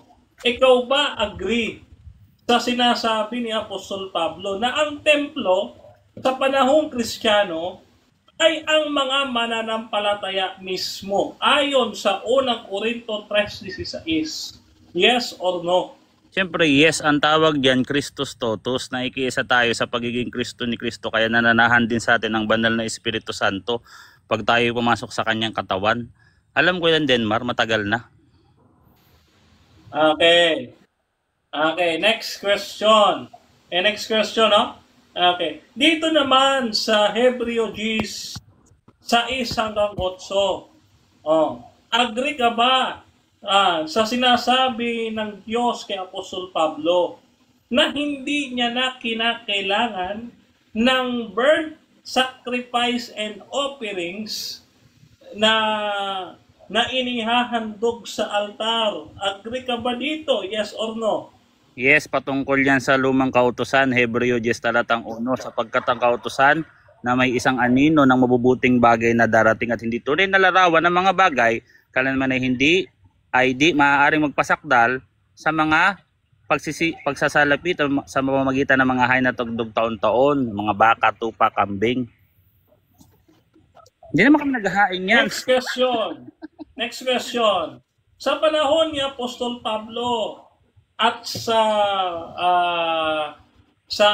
natitirang panahon ng 1st century pagkatapos bumagsak ng templo ng Jerusalem, nasaan na ang sanktuaryo ng mga Kristiyano? Nasa lupa pa ba o nasa langit na? Nasa lupa sa templong sa dakong tagpuan. Yan sa Psalms 27 verse 4 letra por letra. Doon mo mapapagmasdan ang kanyang kagandahan sa kanyang templo. Paralel Isaiah 19:20-21. Altar at monumento ng Panginoon para makapag-worship sila. Si Kristo yung inaalay doon, hindi yung mga tupa. Ang question ko ay ito. Ulitin ko, no? So aware ka na sa panahon ni Apostol Pablo, 67 to 70 AD, nung winasak yung templo, 70 AD, nilusob ang Jerusalem. Wasak na yung templo. Boy letra, wasak na yung templo. Nasaan na ang sanktuaryo? Dahil wasak na ang templo. Nasa lupa pa ba o nasa langit na? Nasa lupa kasi yung sanktuaryong winasak sa mga Hudyo yun, hindi naman yun sa amin. Actually, yung altar, yung Ark of the Covenant, natagpuan din yan sa amin dun sa mga sa mga Ethiopian. Doon niya binabantayan ng mga Katoliko yun. Pero hindi yan yung topic natin. Objection. Proceed. Negative. Ano yan? Sir Moderator, ang tanong ko po, maliwanag na categorical. Okay. Yung mga Kristiyano sa bagong tipan, sa panahon ni Apostol Pablo, pagkatapos na mawasak yung templo, 70 AD. Hindi po sa Romano Katoliko tanong ko, Mr. Moderator. Okay. Meron bang counter objection or hahatol na ako? Sinagot ko nga. Counter objection ko, sinasabi niyo, sinagot ko nga. Yung altar nila napunta sa Ethiopia, binabantayan ng mga Ethiopian Catholic, pero hindi naman yun yung topic. Ang topic dito, tandaan mo, hindi altar ng mga Hudyo, altar at tribulto ng Roman Catholic Church. Okay. Katuparan na Isaiah 19:19, Psalms 27 verse 4. Okay, so ganito. Since open-ended question naman at sabi ni Boy Letra nandun nga. So either that is true or not ha. Sa moderator, hindi ako nag-judge dito kung tama ba yun or hindi. Basta ang importante sa akin, sumagot naman. So proceed, Brother Denmar, sa next question. You can rephrase bro or Okay, next question. Okay, next question tayo. Saan po sa bagong tipan iniuutos sa mga Kristiyano na gumawa ng larawang inanyuan? Saan pong talata yan, letra por letra?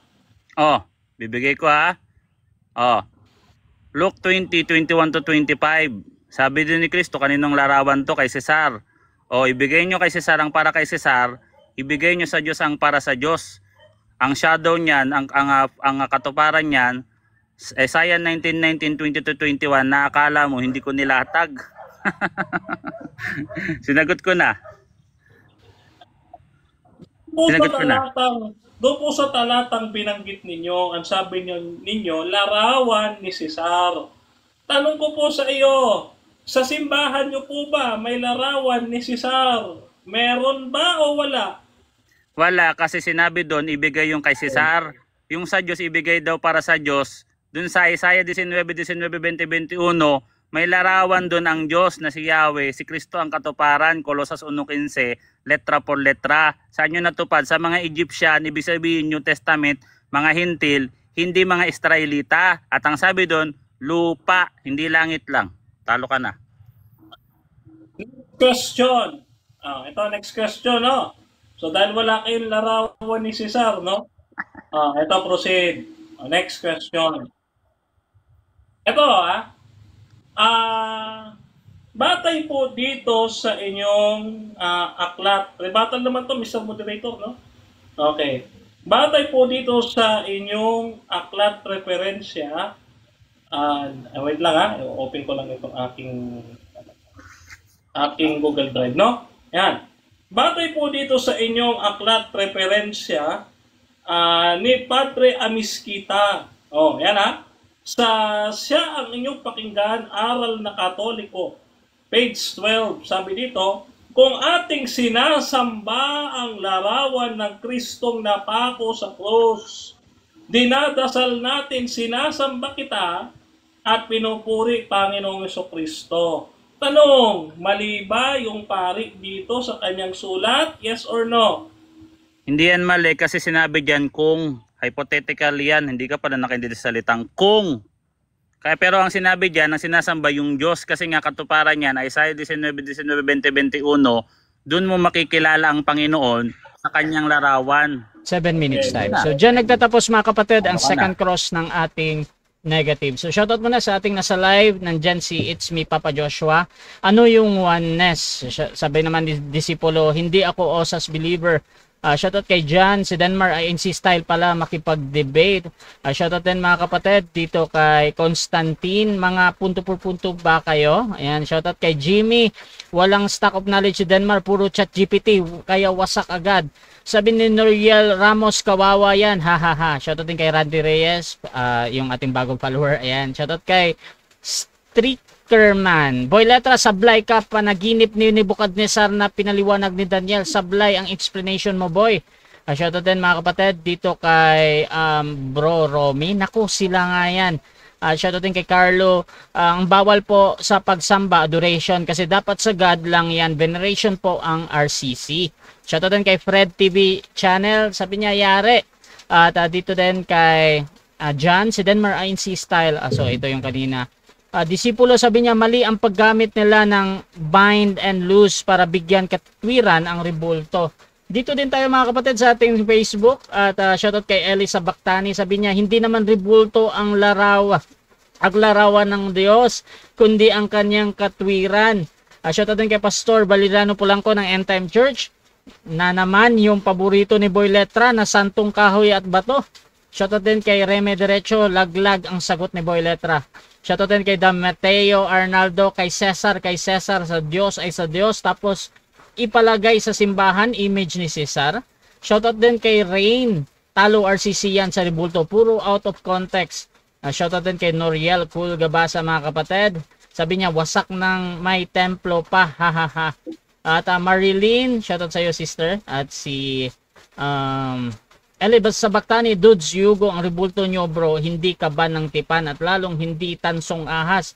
Ang mga rebulto na hindi inutos ng Diyos na gawin at hindi kayo ang inutusan.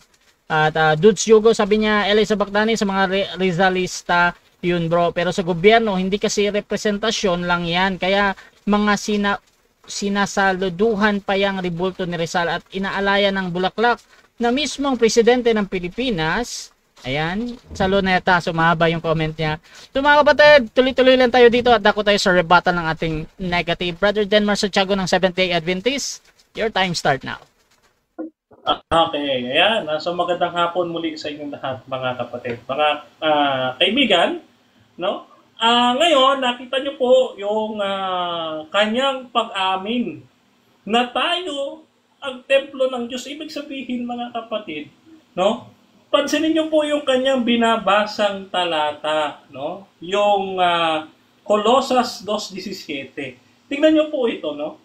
Pansinin niyo po ito, Colosas 2:17.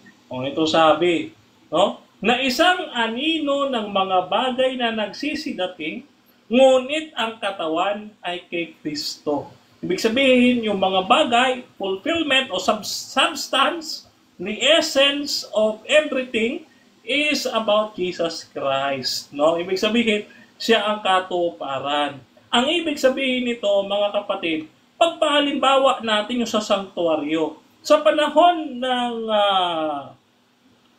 matandang Israel, no? Ang pari o saserdote ay ginaganapan ni Aaron. Sa paniniwala ng Adventist, ang gumaganap naman po bilang pinaka-high priest ay ang ating Panginoong Hesukristo. Kaya nga po ang altar, wala na po dito sa lupa, kundi yung altar ay nasaan na? Nasa langit. Ano katibayan natin na ang sanktuaryo ay nasa langit? O ito ho, babasahin ulit natin. Hebreo 9:24. Sabi dito, sapagkat hindi pumasok si Kristo, yung high priest, sa dakong banal na ginawa ng mga kamay, nakahalintulad lamang ng tunay, kundi sa talagang langit upang humarap ngayon sa harapan ng Diyos dahil sa atin.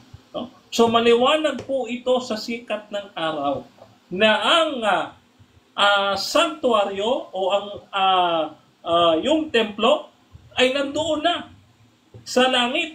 No? Ano ang katunayan na ang templo ay nasa langit at wala na dito sa lupa? No?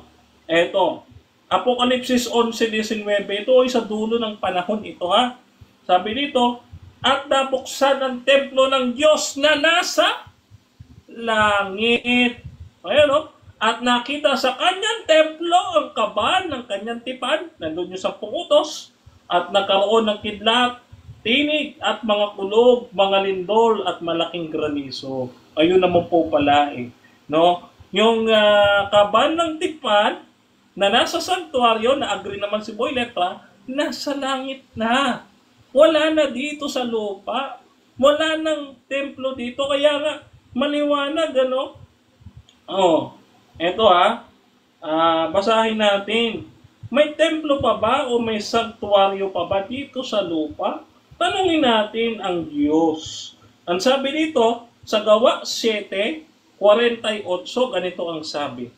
Bagamat ang kataas-taas ay hindi tumatahan sa mga templo, no? Na ginawa ng kamay. No?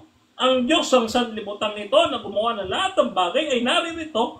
Siya ay palibhasa, Panginoon ng langit at lupa, hindi tumatahan sa templong ginawa ng mga kamay. Saan daw yung templo ng Panginoon? Sa langit. Wala na po dito sa lupa. Kaya nga ang tanong natin sa kanya, sa panahong Kristiyano, nung natumba na ang templo noong 70 AD, sa pamamagitan ni Antiochus Epiphanes, no, na nakatala din sa Macabeo, dun sa kanilang apocryphal, sabi niya meron pa daw templo. Ikaw mukhang hindi nag-aral ng apocryphal. No? Hindi ka nag-aral ng iyong libro.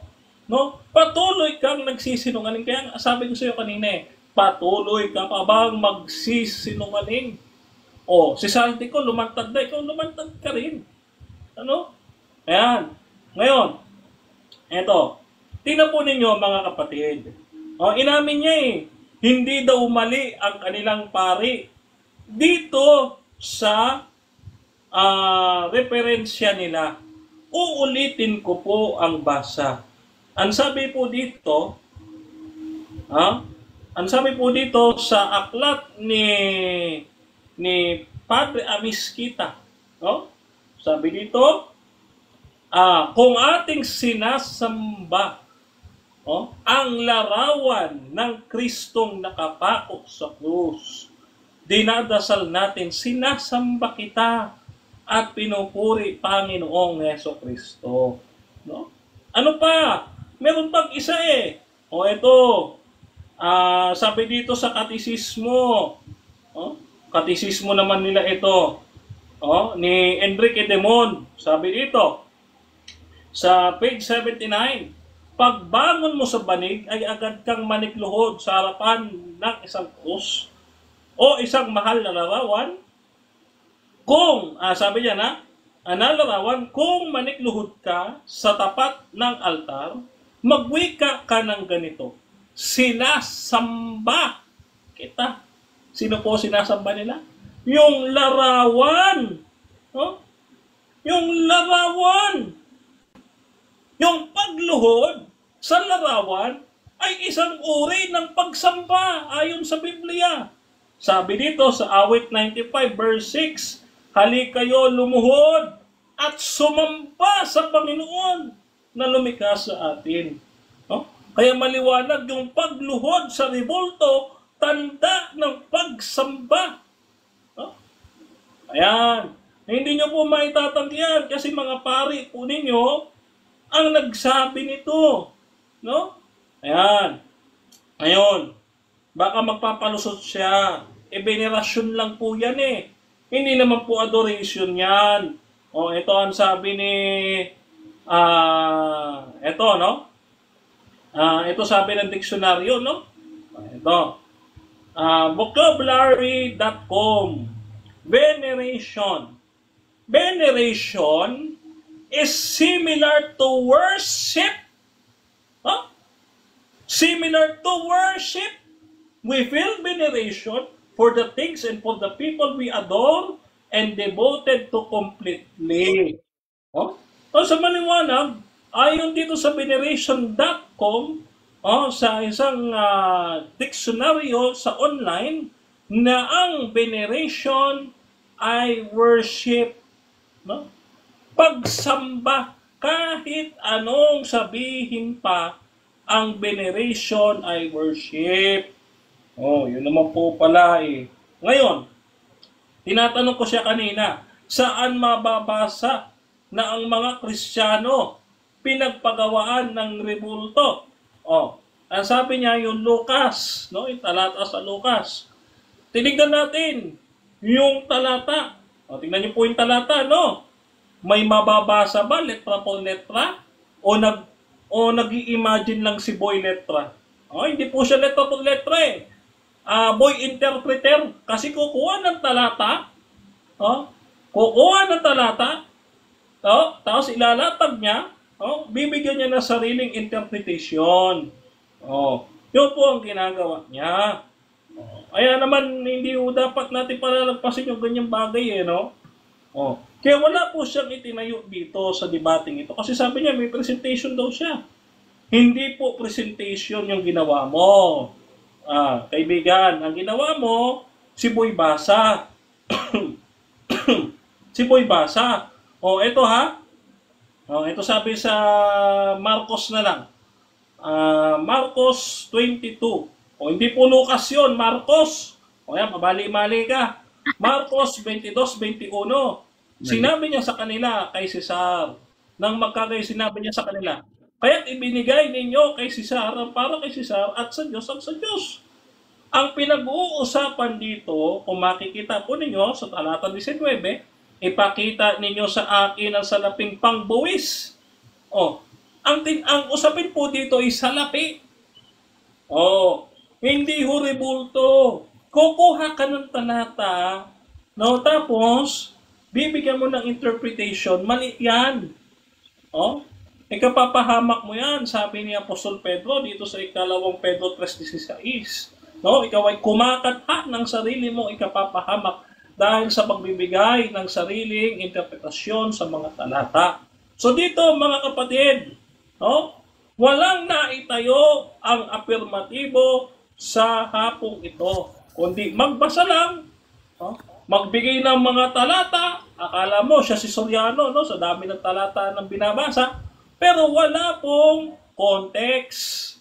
Out of context lahat ng binabasa, no? Kukuha sa old, kukuha sa new, hindi mo maintindihan kung magkaduktong ba yun o magkarelate, no? Basta sa hermeneutics ang tawag diyan, fallacy Policy of cherry picking. 10 minutes time. So, dyan nagtatapos ang rebuttal ng ating negative. So, dako tayo sa second cross ng ating affirmative. Brother Boy Letra ng Roman Catholic Church. 7 minutes para sa'yo, bro. Your time start now.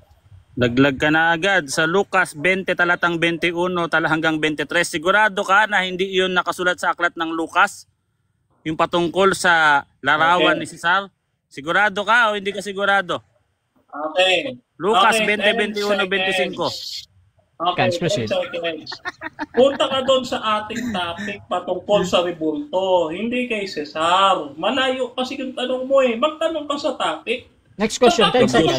Next question, 10 seconds lang. Objection mo na, Mr. Moderator. No objection Kasi tayo. sinabi niya Bro. kanina, rebuttal na. Bro Boy Letra, Hindi wait lang, daw bro. yun nakasulat sa Bro, Lucas. wait lang, bro. Bro Boy Letra. So, no objection tayo sa 10 seconds, bro. You can use your question, pagtatanong, bro, or premise, bro, ha? Proceed lang. Sinabi mo kanina, mali ako, hindi nakasulat sa Lucas yon. Basahin ko, Lucas 20, 21 hanggang 25. Sabi dito, letra por letra, pagpapakita ninyo ng isang denaryo, kaninong larawan ito na nakasulat dito. At sinabi nila kay Cesar, at sinabi sa kanila, kung gayon ibigay kay Cesar para kay Cesar, ang sa Diyos ay para sa Diyos. Ulitin ko, Denmar. Sinabi mo mali ako, hindi nakasulat sa Lucas. Itutuloy mo pa rin ba yung kasinungalingan mo na yun? Hindi talaga nakasulat sa Lucas, ipagpapatuloy mo pa rin, yes or no? Yes or no? Okay. Objection, Mr. Moderator. Time stop. Objection. Proceed. Okay. Objection ko, Mr. Moderator. Out of topic na. Ang topic na may rebulto ng mga Katoliko, Okay. hindi rebulto ni Cesar. Okay, so Kaya out of topic daw to. Meron bang counter objection or mag-judge na ako? Sige, continue na. Sayang oras. Okay, so ganito. Judgment natin muna sa objection, mga kapatid. Doon sa yes or no, yun yung importante Mali. sa akin. Wait lang, bro, Denmark. Yun yung importante sa akin okay. sa sagot. However, mag-next question naman yung ating affirmative. So proceed lang. Sabi ni Kristo, ibigay daw kay Cesar ang para kay Cesar at sa Diyos at para sa Diyos. Ibig sabihin, separate yung imahe ng mga gobernador sa lupa at imahe ni Kristo ng Diyos. Bakit kayo gumawa ng imahe ni Nebuchadnezzar? Ayaw ni Kristo yan. Ibigay kay Nebuchadnezzar yan. Bakit kayo gumawa? Bakit daw? Imahe ng Okay. Diyos-Diyosa. Nagpapakilalang Diyos to, yes or no? Okay, ang tanong ay bakit? Ito po Bakit? sagot. Dahil ito po ay illustration ng prophecy ni Daniel na magaganap sa huling kapanahunan. Hindi po yung sinasamba katulad ng sinasabi ng inyong pari na si Enrique Demon sa kanyang aklat, no? Ang sabi Next niya, question. kung ating Next question, sinasamba- 20 seconds. Yung imahe ba ni Nebuchadnezzar, si Nebuchadnezzar ba peking Diyos o tunay na Diyos? Nagpapakilalang Diyos to eh. Peking Diyos ba si Nebuchadnezzar o Okay. tunay na Diyos? Peke or tunay? Peking Diyos o tunay? 10 seconds. 10 seconds, proceed. Si Nebuchadnezzar ay hari ng Babylonia. Mukhang hindi ka nagbabasa ng Biblia mo. Next question, Hari 10 ng seconds. Babylonia. Next question, 10 seconds. Ang tanong ko, tunay na Diyos ba si Nebuchadnezzar o hindi tunay na Diyos? Pili ka. Tunay o Okay, hindi? ito sagot ko. 10 seconds. 10 seconds, Kung proceed. hindi talaga nagbabasa ng Biblia si Boy Letra, ang mababasa sa Biblia, si Nebuchadnezzar, hari ng Babylonia. Yun Next po ang question, nakasulat 10 sa seconds. Biblia eh. Next question. 10 seconds. Again, hindi mo pa rin sinasagot. Meron kayong imahe ni Nebuchadnezzar. Si Nebuchadnezzar ba, tunay na Diyos o hindi tunay na Diyos? Tunay o hindi? Oo, yung sagot. 10 seconds. 10 seconds, proceed. Okay. Si Nebuchadnezzar po, mga kapatid, ay hari ng Babylonia. Yun po ang mababasa, letra po letra. Next question, 10 seconds. Next question, 10 seconds. Yung imahe ni Kristo, si Kristo ba, tunay na Diyos o hindi tunay na Diyos? Tunay o hindi? Ito sagot. 10 seconds. 10 seconds, proceed. Hindi dapat gawan ng larawan si Kristo kasi sabi ng Deuteronomy 5 chapter 7 verse 9, any image kahit Next ano, question, nasa 10 langit seconds. man yan, Next kahit question, Kristo. 10 seconds. Next question, the Living Bible, Deuteronomy 5:8. Do not make any idols. Any idols. Idols ba si Kristo o hindi?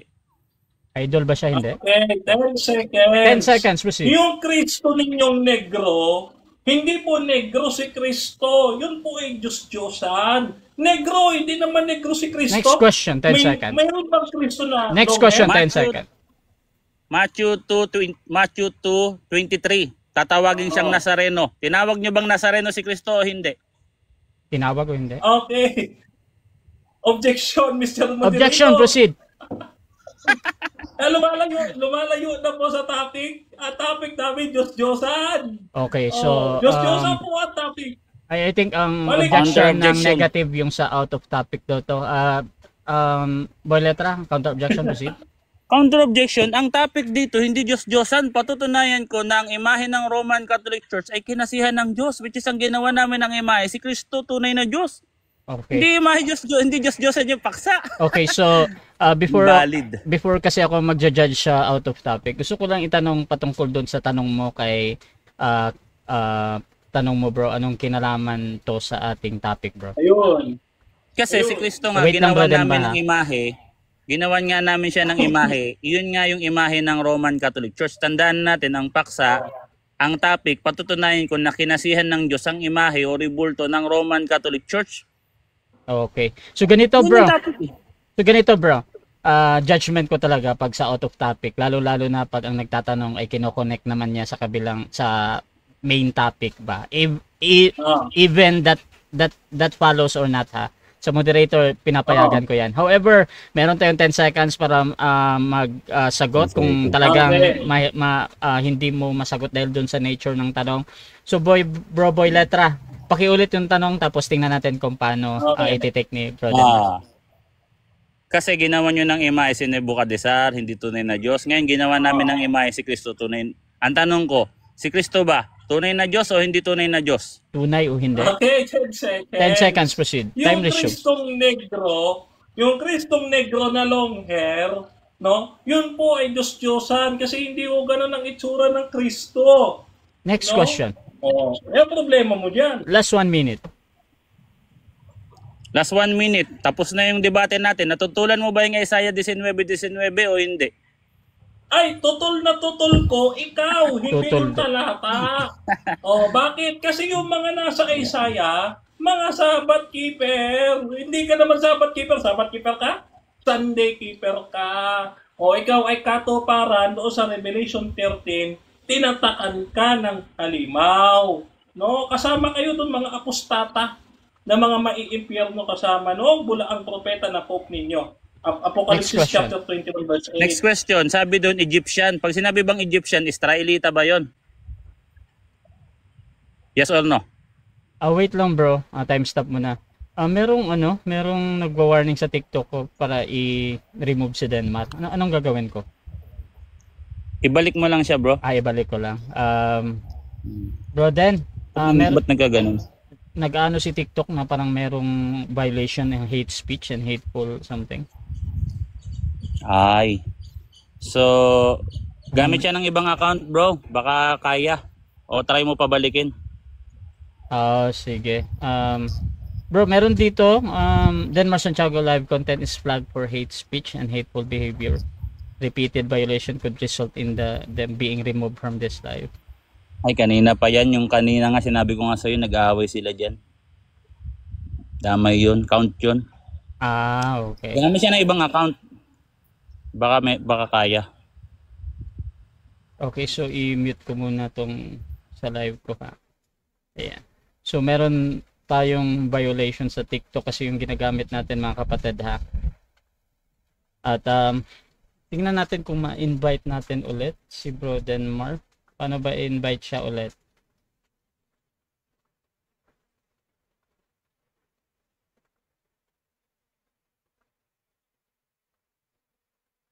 Paulit nga bro. Oo, time now.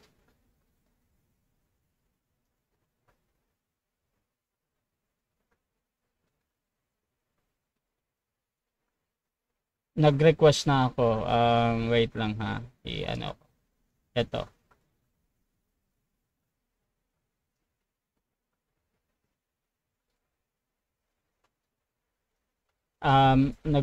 Merong violation something bro sa hate speech daw sa'yo. Sa TikTok to automatic. Naka-record ka naman, no? Rasha, no? Oo, naka-record ako Huwag sa... kayo, huwag kayo nagre-report. Grabe kayo. So, so tuloy tayo mga kapatid at time na din.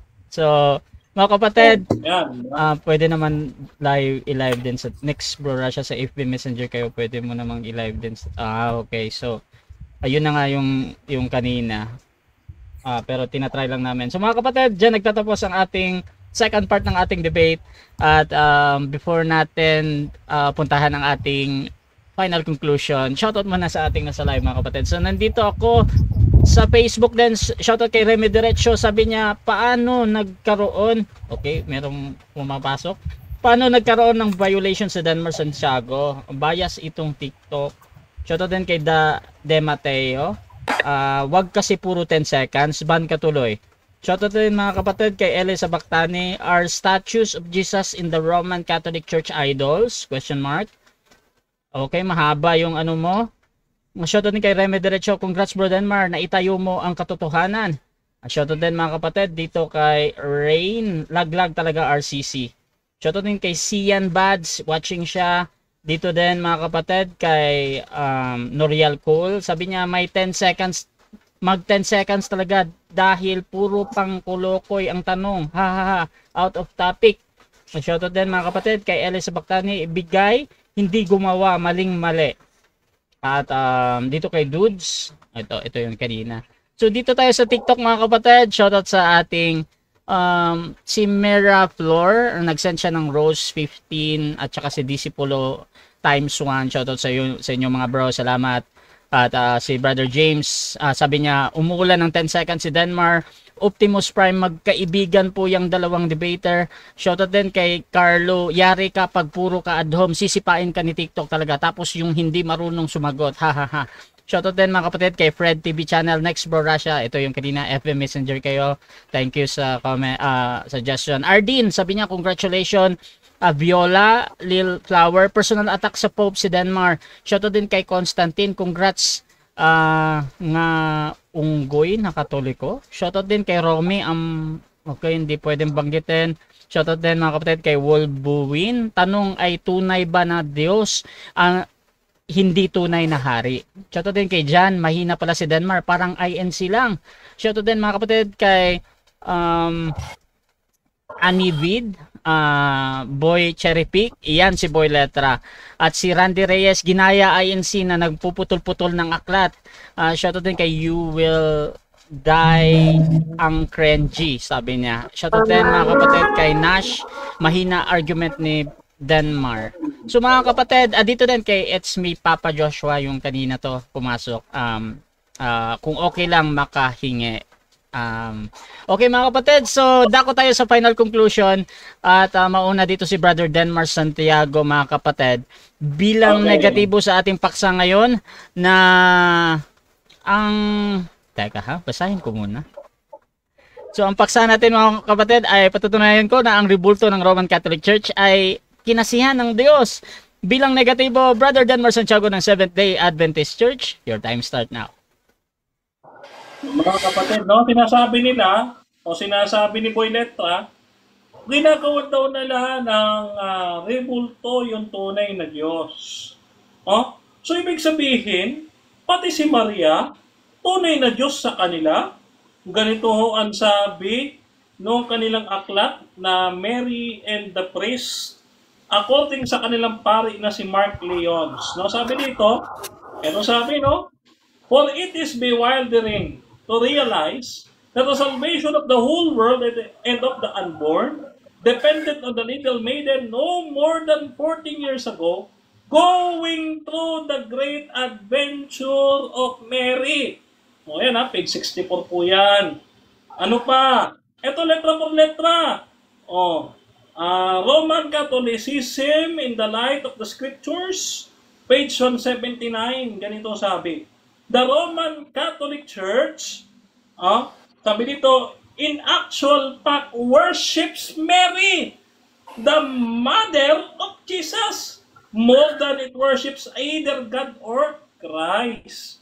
Kaya pala ginawan nila ng rebulto si Mama Mary kasi sinasamba nila. Ano katunayan natin na sinasamba nila si Mary? Ganito ang sabi, ang aking birheng Mariang tagapamagitan ni S. Flores at ni R. Alejandro, may nihilobstat ni Artemio G. Casas, at imprimatur ni George Jubilino, Arsobispado ng Manila, page 57 to 59. Pakinggan po ninyo. Sabi dito, palakasin mo, birhen ko, ang aking katawan at kaluluwa sa kaluluwalhati ng kapangyarihan mong walang hanggan. Kita po ninyo, may kapangyarihan pala si Mary para sa kanila. Paglingkuran ka. Ano ang sabi nung sa Exodo? Huwag paglingkuran. Ang ginagawa nila, pinaglilingkuran si Maria. At sundin ang iyong mga utos. Luwalatiin ang iyong pangalan at biyaya. Ibigin ka ng aking buong puso't kaluluwa. Sambahin ka. Tuwin ay alalahanin. Sapagkat ikaw ay Diyos ng awa. Maliwanag sa aklat nila na aking birheng Mariang tagapamagitan, si Maria, tinatawag na Diyos ng awa. Ano pa? Tuloy pa natin ang basa. Ito sabi dito. Mahabag ka, ina ko. Dito sa iyo na nagnanasang ikaw ay sambahin, igalang, purihin ng buong pag-ibig sa lahat ng bagay. Sapagkat Diyos kang maawain at makapangyarihan sa lahat. Maliwanag, sino ang pinatutungkulan? Yung ina daw. Sino yun? Si Maria. Kaya dito ginawa nila ng revolto si Maria, si Mama Mary. Kaya ano sabi ng Pope? Huwag niyong sambahin si Maria, huwag niyong gawing co-redemptrix, huwag niyong gawing mediatrix, dahil isa lang ang tagapamagitan sa langit at yun ang ating Panginoong Jesucristo na sampunong saserdote sa langit. Kaya yun ang katunayan . Kaya ano ba ang itinuturo ng Biblia? Sino ba ang tunay na Diyos?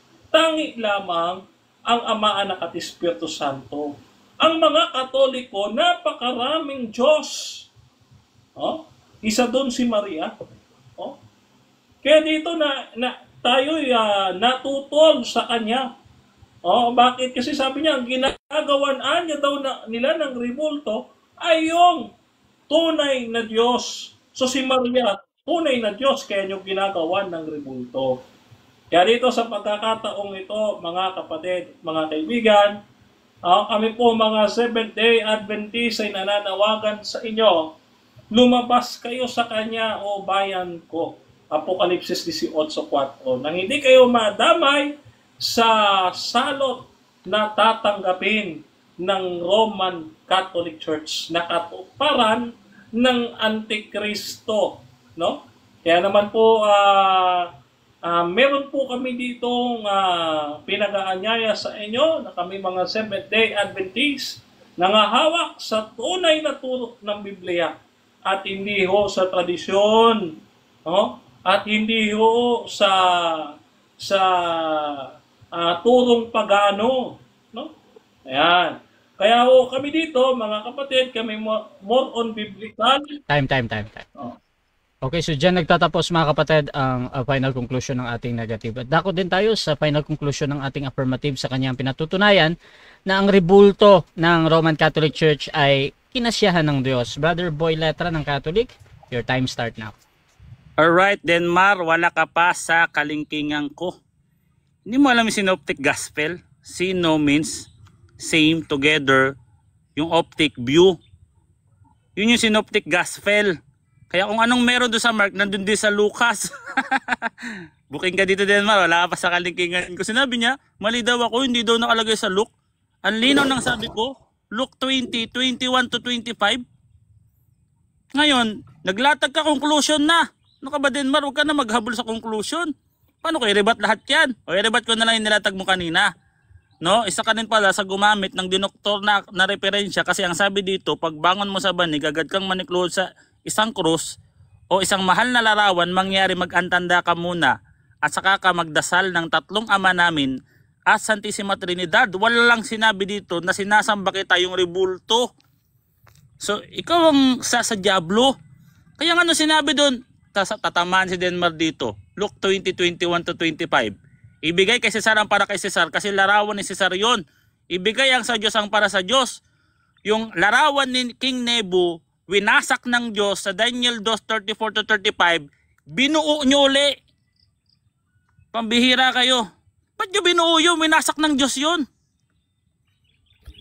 Kayo ang Babylonia, literal na Babylonia, pinagarian ng diablong kumatawan kay Nebuchadnezzar. Alam mo ba na prefigure ni Satanas yun? Tinawag na Lucifer yun? Ginawa nyo ng imahe?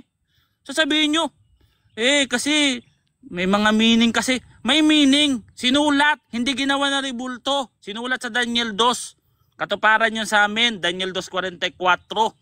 Sa araw ng mga haring yun, mga Diyos sa langit ay magtatatag ng isang kaharian na hindi mawawasak kailanman. Ginawa nyo, imbis na intindihin nyo na maayos yung Daniel 2, binuhay nyo yung ribulto ni Nebuchadnezzar. Meron pa nagsabi sa comment, ang sabi, ibigay daw, hindi gawan. Common sense, paano ka magbigay kung hindi mo gawan? Diba? Kasi pagpaparangal yun kay Cesar, yung barya, kaya ibigay yun kay Cesar. Yung sa Diyos, ibigay sa Diyos, sa templo. Ang binigay kong talata ay Isaiah 19:19, hindi niya minimension, ako yung affirmative. Ang sagot niya, yung Egyptian, Sabbath keeper. Huwag ka pumunta sa Sabbath, hindi mo kakayanin yan, no? Ang sinamba niyo si Satanas, si Saturno. Bakit? Days of Saturn. Saturday ang sinasamba nyo. Hindi yan Sabat ng mga Hudyo. Yan ay araw ni Satanas. Kaya nga, ginawa nyo ng imahe si Nebuchadnezzar eh. Nagpapakilala ng Diyos. Binasak ng Diyos yung larawan niya, binuo nyo. Ang sabi na nga ni Kristo, ibigay nyo yan kay Cesar. Kung may larawan si Nebuchadnezzar, ibigay nyo kay Nebu dyan, ipakain nyo sa kanya, winasak na ng Diyos yan. Tapos binuhay nyo, kalapastanganan sa Diyos yan eh. Diyos mismo ang nagwasak, binuhay nyo, yung ribulto. Ribulto ng diablo nasa inyo, hindi ribulto ni Kristo. Ang sabi nun sa Psalms 77 verse 4, mamamasdan ang kagandahan ng Diyos sa kanyang templo. Hindi mo mamamasdan ang kagandahan ni Nebuchadnezzar sa kanyang templo. Kasi hindi naman yung larawan ng Diyos, larawan yun ni Satanas. Hindi mo pala alam yun. Talon-talo ka dito, Denmar. Huwag ka kumapit sa sabat-sabat dito. Tsaka huwag ka kumapit sa issue ngayon. Sinagot ko na yan ng isang araw. Hindi tutol yung tamang context ng co-redemptrix at mediatrix of all grace. Kung hindi, yung titulo, pinapaiwasan gamitin kasi sa mga kagaya mong mahirap umintindi na misinterpret. Kaya na nga, na-misinterpret mo na nga. Iyon ang sabi doon, basahin mo nga mabuti yung binasa mo sa Vatican News, pati yung pinirma ni Pope Leo XIV. Isa ka pa, di mo rin alam. Talo ka dito, Denmar, maliwanag dito, no? Ang babaw na argumento mo, umuulan ng 10 seconds. Again, dito po sa Russia TV, yung 10 seconds, iyan ang remedyo sa salitang pass. Kaya ang dami mong pass, puro ka 10 seconds, no? Ako nag 10 seconds lang ako kasi sinabi mo sinungaling ako sa tanong mo. Hindi ako sinungaling, ikaw sinungaling dito. Yung referensya mo mali oh. Wala naman sinabi ditong sambahin yung larawan.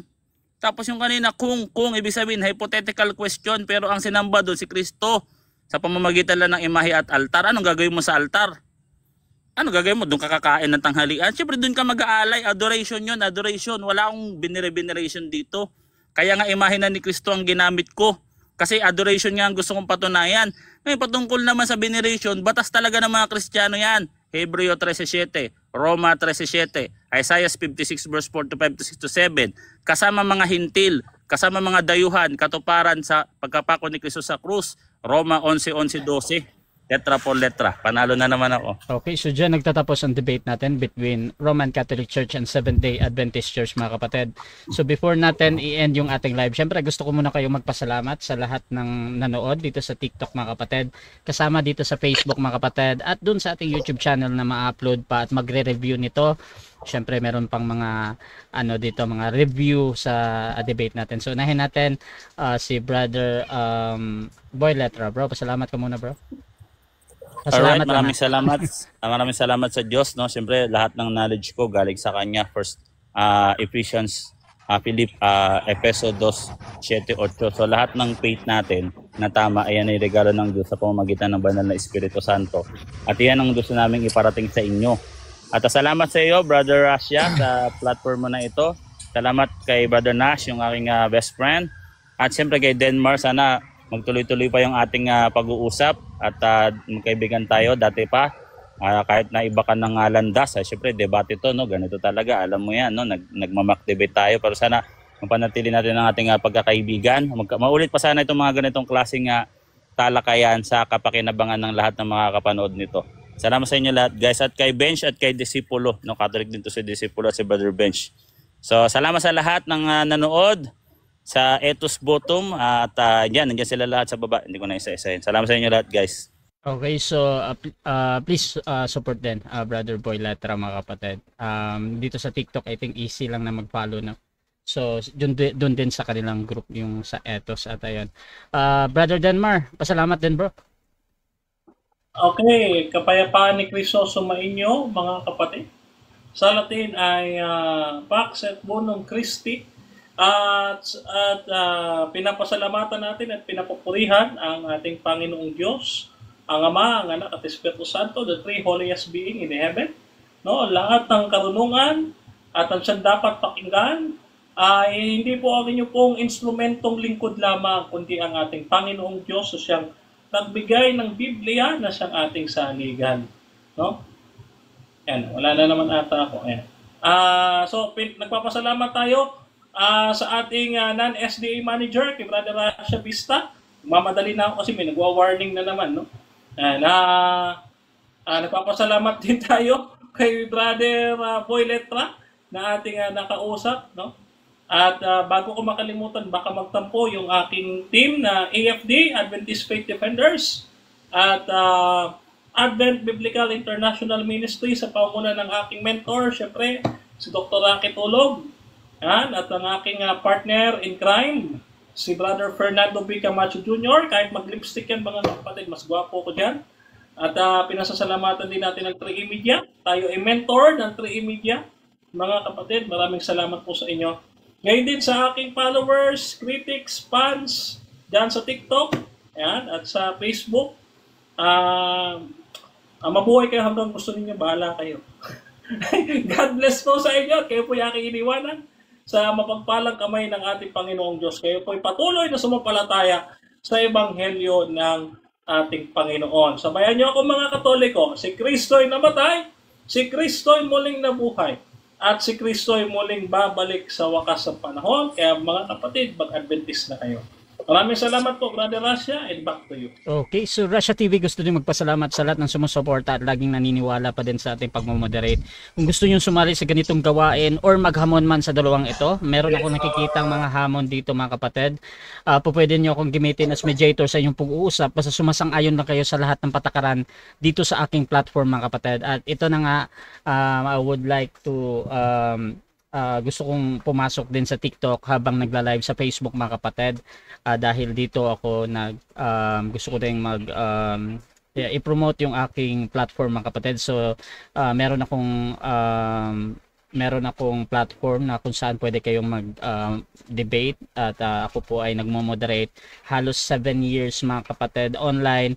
Marami tayong kilalang mga debater, pastor, bishops, doctors, PhD with theology and masters, mga kapatid. So meron tayong mga ganyan, so pwede kayong maghanap sa akin kung sinong lalaban, even Muslim, mga kapatid, isang ustad at mga imam. Meron din tayong mga kakaibang mga kaibigan, mga kapatid. So pwede nyo akong i-PM kung naghahanap kayo ng ka-debate. At meron kayo mga kondisyon yung ating mga debatista, gaya ni Brother Denmar sa EBM, meron silang kondisyon na open ka, mga kapatid. So meron mga ganon, or real account or real name, so merong mga ganon na kondisyon. So at meron din tayong obligation sa platform, mga kapatid. At please subscribe yung ating YouTube channel, Rasha Debates TV, dahil ang debate na ito ay pupunta doon. So naka-live din ako sa Facebook at ito yung record natin. At syempre gusto ko din pasalamatan lahat ng nandito sa loob, si Disipulo, si Benj, si Brother Nash, yung kapatid ko, at si It's Me, Ellie, mga kapatid. At itong mga 15 flowers and I don't know this, pero thank you sa nagbigay. So maraming salamat, mga kapatid. Please follow me sa aking TikTok, mga kapatid, and I would gusto kong araw-arawin ito. Ayan. So nag-open ako for debates na gaya nito. Ambush debate ito ng dalawang ito. So pwede tayong mag-cater ng mga debate. So maraming salamat mga kapatid. Diyan din sa ating Facebook. Maraming salamat. This is Admin Rasha ng Rasha TV and we're out. Congratulations, Uncle Boy. Yan. Pwede